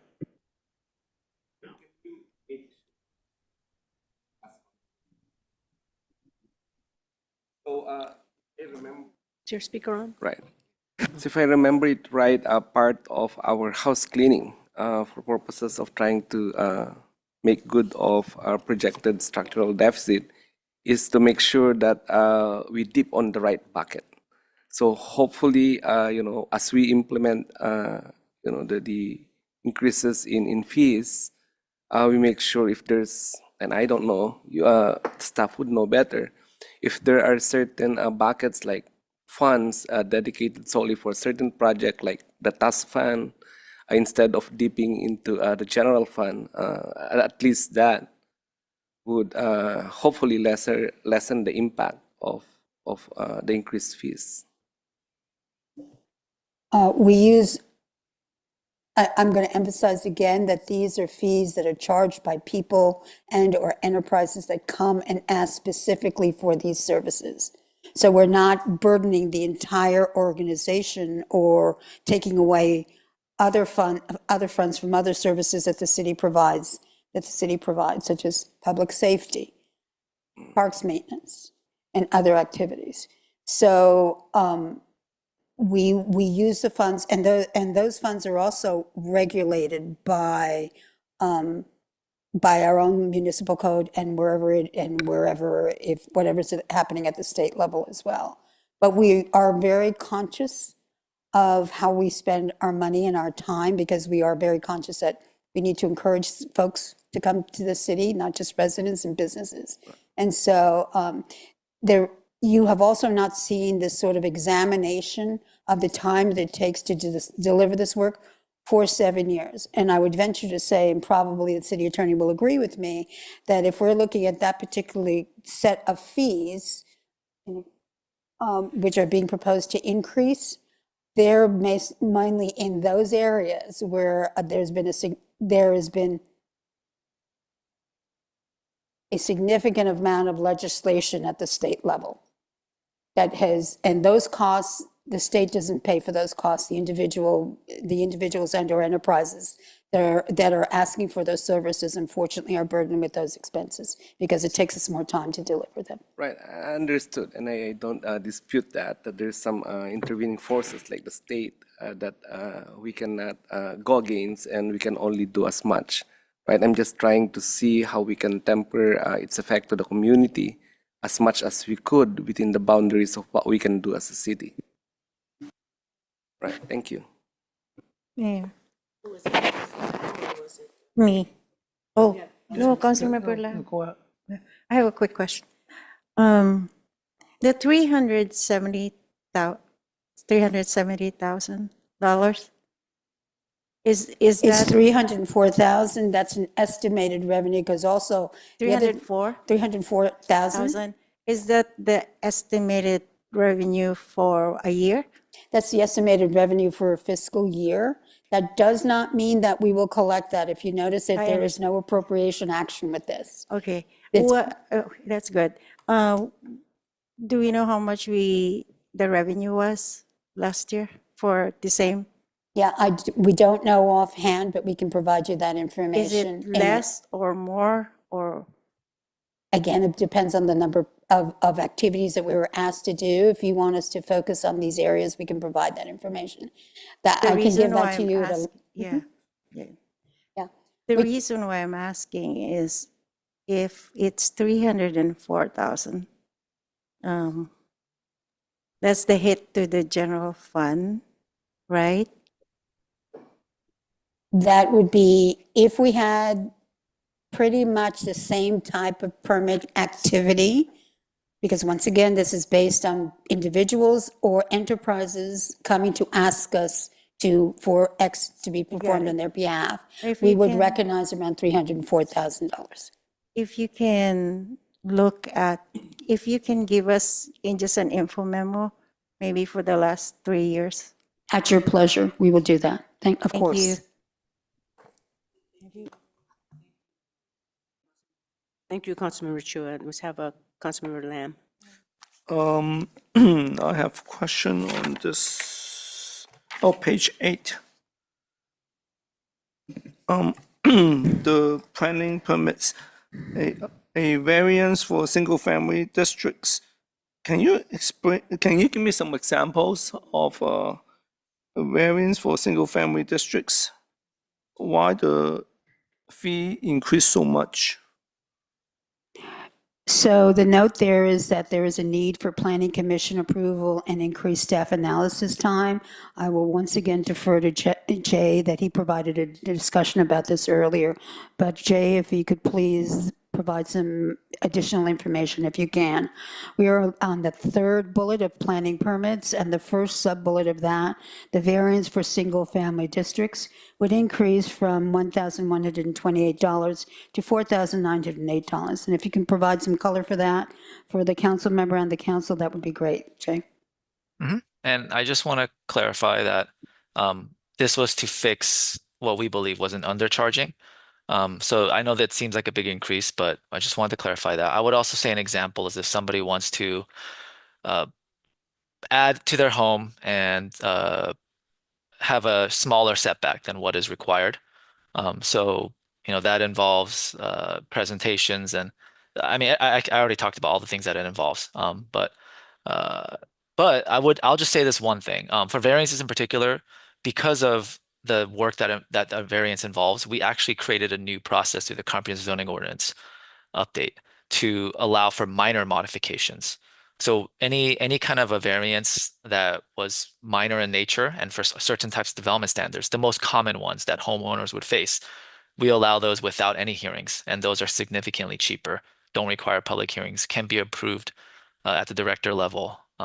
So I think the focus, some of these fees are increasing, the ones that I think we're undercharging, but I think a big thing that isn't reflected in this in the fees is that more projects now are streamlined and actually don't even require a variance or a minor conditional use permit through the zone changes that we've recently gone through with the zoning ordinance update, but also even our specific plans. So I just want to highlight that because I think that's a big factor and a big part of this conversation. And we targeted especially the permits that are most relevant for our homeowners, our residents and small businesses. Yeah, I'm trying to think of why modification in a home require planning commission's approval. Modifications of homes do not. It's if they cannot meet our standards. So we have these standards for a reason, which the council approved. But if a project wants to do something different than these standards and not follow our typical rules, that's why all this extra analysis and a higher level of approval is required. So to clarify, if it's an addition that meets our standards, this is not, a variance is not required. Okay. So if the variance is not required, it will go back to about $1,100 No. permit fee. Because that's the old variance fee. So for example, if it's a change that is like less what we consider just a remodel rather than essentially a whole rebuilding of a new home, because some people change their home so much that it could almost be considered a new home. Anything less than that is typically approved with a minor site development permit. And that fee, I believe, is much lower than even the $1,128. Oh, okay. Less than $1,000. Yeah, a variance is not something that is super common because we don't want people to not meet our standards. Yeah. Oh, okay. Now I understand. Okay, as long as All right, thank you. Yeah, most of the modification will be under $1,000. Okay. And then page 11. Um, Barnes House permit. Why do we need a permit for Barnes House? I'll let Director Lawrenson respond to that. The Director of Parks and Community Services. And And she'll be right down. yeah, I'm also interested in how much would the fee be? Good evening, and I'm glad I brought my glasses. Give me 1 second. So good evening, Mayor and City Council. We are adding a new fee for a bounce house permit. These are commonly asked for in association with picnic rentals. It is more work for staff to process these requests, designate the areas where they can load in the bounce house. There's also wear and tear on pathways and turfs when people drag in the large bounce houses. This is a common fee that you see in other cities to review and allow a bounce house to be at a park. We also have to review the kind of the way that they power the bounce house. Is it gas operated? Is it electrical? So there is staff time associated with these requests. And it is a permit request that's a fee in other cities. So I did not memorize the fees in their entirety. Do you have it? Oh, here it is. It is $60 for the day for residents and $100 a day for non-residents. And you rent the picnic area from 8 to 8, it's 12 hours. I would also add to it, it provides an enforcement mechanism for the police department. If, let's say, they go build it on the baseball fields or something like that, right? It's already pre-approved by the Parks Department and Community Services Department. So now they're in a confined space. It allows us the authority to move people.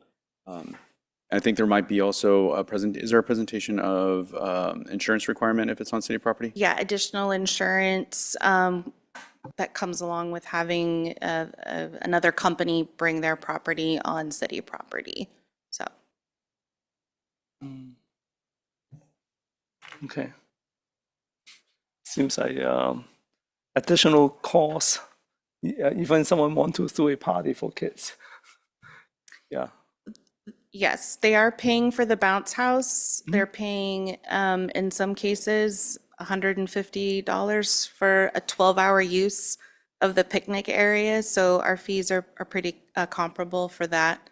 But this is a wide request, and there is additional staff work that comes with it. Our cost recovery model for private rentals does ask that we bring in 80 to 100% of what it costs us to process and produce rentals for residents. And so we're staying in line with our cost recovery policy by adding this permit fee. Okay. All right. Thank you. You're welcome. All right, thank you very much, Councilmember Lamb. Is there anyone else? Mayor, if I could ask your indulgence if there are no more questions from the council or you? Yes. Anyone else? That's it? Okay. Is this an action item? Yeah. But if I could ask your indulgence, I do want to extend my deep gratitude and thanks to the departments. This had not been done in 7 years. So this was a really deep examination of exactly how long it took them to do these tasks.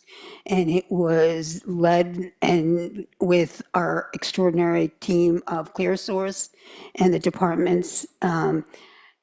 This was a lot of work. This was a 5-month project. It was essentially a citywide project. And we got to a really good place. So I do want to thank you, but I did want to acknowledge them because this was not done. Finance was the lead, but they just did a great job. So I just wanted to acknowledge them. We have Councilmember Chua. 5-month project involving a lot of departments. It involved probably just. It involved every department that had a fee. So we met with them at least twice, if not more. with our consultant and discussed each of their fees and Out have of- them do work on their end. Out of that $304,000, do you think there is an ROI left on that one?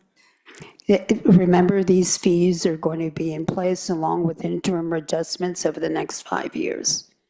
But the other issue is, and thank you for pointing this out, this is really dependent on cost recovery. And if you go back to the prior slide, we did have occasions where we reduced it.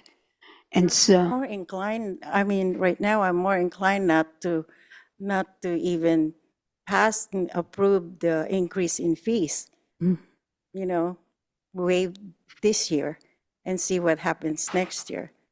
we will once again be degrading the service, and those staff will still have to provide those services.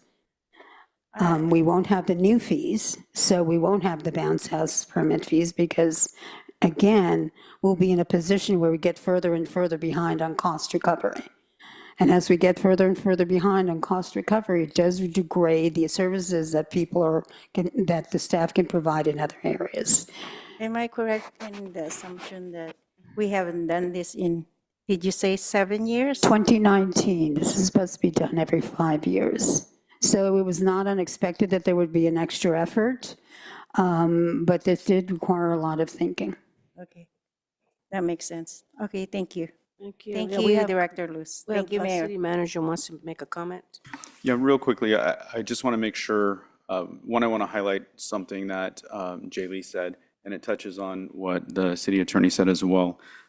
It looked like one of the areas of most concern was the permitting fees, and the biggest concern was the impact to residents. And I just want to highlight something one more time that Jay Lee said, is through the comprehensive zoning ordinance update, it actually reduced some of the red tape, some of the requirements for residents specifically. It doesn't so much help the big builders that want to come to town, but there are other ways through our rules and regulations, our ordinances, where we can take action to protect our residents more in some of those fee areas where you saw the big jumps. And the other part too is just a reminder that it's not all residents that are paying these fees, it's only the people that are using those services. Okay. Anyone else? So for me, it's like the consumer, well, there's a lot of small businesses that come to town, and I know that these fees are going to impact them because the whole point is they open up a business, and at the end of the day, we get the revenue for their sales. So I just wish that those fees would be lower. But anyhow, we're going to call. Anyone have a motion to make? Oh, we have, Councilmember Lamb has one more question. I'm wondering, is it possible to group them so we could approve certain fees? Are you talking about piecemealing it or something? Yeah, instead of approve every Can you single do that? items. Let me ask the city attorney if we can do that. Because some of the items I don't feel comfortable of approving. Yeah. So you do have the ability to approve some and not others. I would say just administratively and to have a clean record. What we would do is likely take direction and then bring it back in consent. You've already conducted the public hearing. So what we would want a resolution that clearly captures what it is that your action is, and then we would bring that back in the following meeting. It's a good idea. I like that idea. Yeah. And if I had one more thing, I think at a minimum, you're going to need to address the fee decreases because part of the reason of this exercise is to address cost recovery and as it's been discussed, make sure that you're minimizing subsidy, but that's ultimately a policy choice. The other part of this exercise is to make sure that you're not overcharging, because in those cases you actually would be running afoul of various legal requirements, Prop 26 chief among them. And so usually there's a little bit of cushion built into the fees because you're not capturing your indirect costs. So there's an inherent subsidy that gives you a little bit of additional legal defensibility, but you really do want to be going through this exercise every so often to make sure that you are reducing as you find efficiencies, as you find ways to bring down the cost of the service so that you don't end up overcharging the user. Yeah, you did mention find ways to bring down costs and services. And that also means that staff management needs to find ways to make things more efficient. So that way you don't have to be spending hours and hours and hours So yeah, we would like to see that. Yeah. All right, did you have a motion to make, or somebody has a comment? We have Councilmember Chua? No. Councilmember Chua? So, City Attorney Christian Curtis, can you put that in motion, please? Well, I actually would need more direction from the council. If you're going to approve part of them, we would need to know which ones you're approving and which ones you're So- not. Can we focus on which ones do you Planning want to? Department. Ideally, we can get consensus from the council on which ones there's concern about, Right, and then that way we can bring back a, I think it's the building permit thing. It's. Can you, Table 2. table 2. I'm sorry, Vice Mayor, what slide is that? It's table 2 on the executive summary. Yeah. Table 2 on the executive summary. William, you want to check table 2? Table 2? Executive summary. Which one is that? Executive summary. It is the one that's on the screen right now. It is slide number 10. Oh, slide number 10. So this would be the fees that are proposed to increase by more than 10%. Yeah, we're good. That's the right one. Is this right? Yes. Okay. Check if that's what you want. Is this And then if Yeah, I yeah, may, copy. we would also need direction on any could new separate fees. those. Study itself. Real quickly for clarification, within planning, there's a series of fees. It may be, I mean, there's probably fees within planning that you're okay with, but there might be some that you're not. Right. I think the variance is okay, because I know that's a lot of work. Okay. Yeah. Is there a way for whoever's controlling the slides to display the sub fees for planning, for example, since that seems to be the most? What are those 24 in count? It is a subset of the schedule that's in your packets. What we can do, and I propose, if I may, with the permission of the council, is that we would look at these 46 fees, and then if we could advance the slide, please. As well as the 6 new fees, that's a total of 52 fees, and we can bring you back additional detail on those, certainly on the 46 fees. Okay. I don't know that will get us to where we need to be, because there may be some fees within building or within planning that they're okay with. There's some that they may not. Can we defer this for the next session and just break it down, if you will? We can defer it for the next session. This becomes effective 60 days after the action. So the reason you're seeing it today is our expectation was for it to take effect early in the next fiscal year. But of course, if that's the pleasure of the council, we can do that. And I'm looking at the city manager who wants to provide direction. Ideally not, only because the upcoming council agendas are going to be very full as we move through the budget process and we go into the July recess. If we are able to get consensus on those fees that need to change, those could come to you on consent very easily on the next agenda. The reason why I understand the importance, what you said, but it's also important that we address the concerns of the residents. And we're hearing that from all over. And yeah, I'm good for, I think we should bring this back as well. And the reason being, we have to be mindful of what we have to get feedback from the residents as well. yes, and if you can start with the info memo, we can do that, and we'll study the info memo and give it feedback. It's not going to take. If I may repeat the expectations of the information memo, that it would be, if I get slide 10 up, please. That we would be looking at detail of these particular 46, because the other 78% are either decreased, stay the same, or are increased by less than 10%. It's mostly the, I guess, the building fees, planning fees, engineering fees. Yeah. Those ones. The other ones are okay, in my opinion. Did you have a hand right? We have a. Councilmember So, according to our finance director, staff spent 5 months going through, all due diligence to make sure that this is just cost recovery. And the only thing that you really see, the fee increase out of proportion is in the planning. And city attorney, also city manager already addressed that. That's for the developers, the builders. This has nothing to do with our residents in our city. Actually, I don't agree with the sentence cost recovery. We are paid by taxpayer already. And then this is The cost recovery is for our staff that spent the time working on they are that paid item. already. They are paid. That's by why the- we've recovered that cost. The resident of Just a Milpitas friendly pay reminder, us everybody's mic is on, okay? Yes. Everybody's Let's fine. wait till I'm okay. Let everybody talk. Please turn off. Well, anyway, I think resident of Milpitas already pay us, and then this is Okay, so we. I just don't agree with the sentence vote or what? cost recovery. Okay. Do I don't need a know whether motion to to vote. defer this? Yes, yes, you do. Yeah, you guys have. Attorney.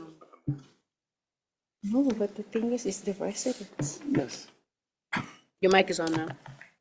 I would like to defer this. I need assistance from city attorney on how to defer this item, please. Yeah, so I see a few options. All right, one is if there are fees, if you know that there's only a subset of these that are concerned, you could give us direction to bring back a resolution on consent that's going to adopt all of the other ones. So for example, if it's just the ones that are 10% or more, we could hold off on those at the moment. We could bring back a resolution on consent that's going to adopt the rest of those changes, and then we could bring forward an item that gives you a more detailed analysis of each of those. What I would probably recommend at that time is that we budget time for what the city manager had suggested, which is to run through those one at a time and to get basically a yes or no vote as to where the council wants to go on each of those individually, so that we can then put that in a clean resolution for your final adoption. So move. Well, I like the 10, the 10%. Yeah, just the 10%. And then they're Is there a gonna second? break it down. Okay, so, Second? okay, I'll second that. Just to be clear, everything goes except anything that is above 10%. Vice Mayor, will this stay. is to defer and then bring back on consent everything but those 46. Right, Right. I'm just laying it out. So if that's the motion, I'll second. Vote. Forgive me, can I get a clarification of the motion? It's to defer or are we passing the 78% today? If you could. If I may, because we're going to need a clean resolution, I believe all of it will end up being deferred. However, everything but the 46 is coming back on consent at the next meeting. The remaining 46, we're going to have to address through a more detailed discussion. What do you mean 46? I thought it was anything that's 10%. Yes, that, 46 right. items Oh, on here. right. And if, again, forgive me, we do need to get some direction on slide number 11, which are the 6 new fees as well. We would be bringing back okay. Greater than 10%. Anything that's 10%. they're new, so there is no percentage. These are, as I understand it, new services. New- This is new. Defer that one too. defer. Yeah, go ahead and defer this one too. Yeah, we might not want to. Yeah. Yeah, I don't want to charge $60 for a bounce house. See, and this is part of this. Just defer this, please. Okay, so we have a motion by Councilmember Chua and a second by Vice Mayor. I'll second that amended motion, including these 6 additional new fees. All right, so let's call for the vote. Oh, wait, public here, do I do public We did here? that, yes, Okay. Mayor. Call for the vote. Vice Mayor Barbadillo. Aye. Councilmember Chua. Aye. Councilmember Lamb. Aye. Councilmember Lian. Aye. Mayor Montano. Aye. Thank Okay. you. So now that was the last one. And what time is it? Almost 10? Almost 10, 9:40. All right. And now it's time for us announcements. Yes, I know. Next, we'll move on to our announcements and future agenda items. City Manager, do you have anything to add? No announcements, thank you. Any council members? I just have one. We need to, Mayor, I would like to ask to look at the policy, council policy on bike safety. If the current bike policy includes e-bikes, because I got feedback from residents when I was at the Earth Day, and they came to me and they were concerned about e-bikes on our streets. And I want to make sure that we updated our e-bike policy, our bike policy to include e-bikes.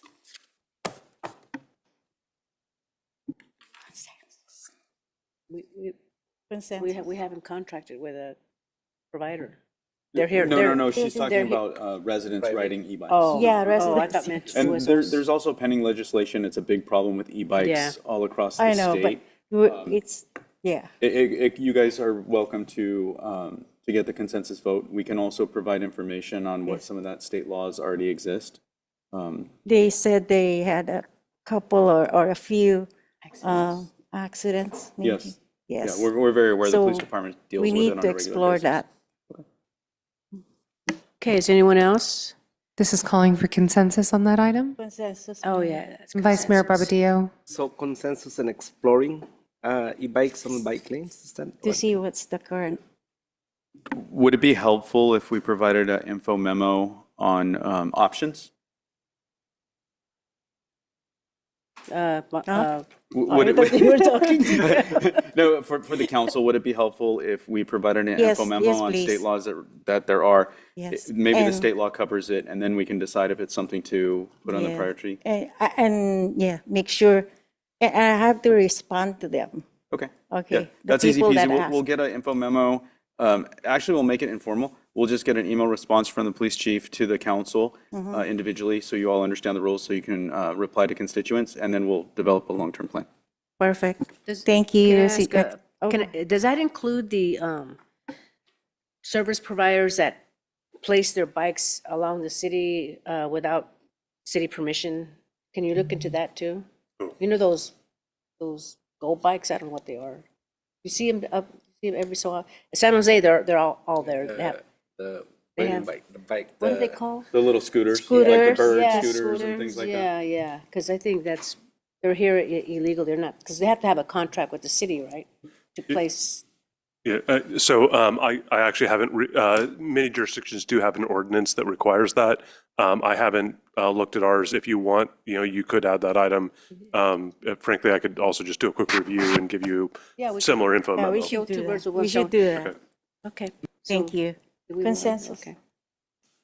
Okay, We don't need have consensus. We're just giving Okay. it to the info. okay. Okay, that's all. Thank The you. next thing is, I just wanted to mention that California League of Cities is starting tomorrow till Friday. So I think Councilmember Chua and Lamb and myself will be attending that. Are you going?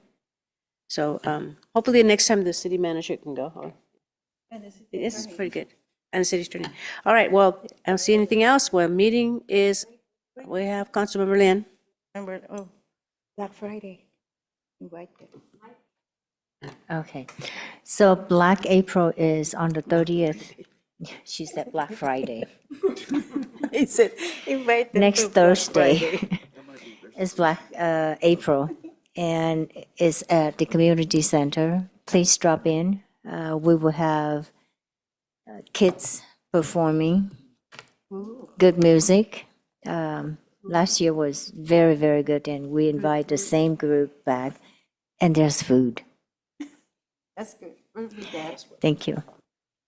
Okay, seeing that, meeting is adjourned. Good night, everyone. Let's drive safe over there to the Sacramento.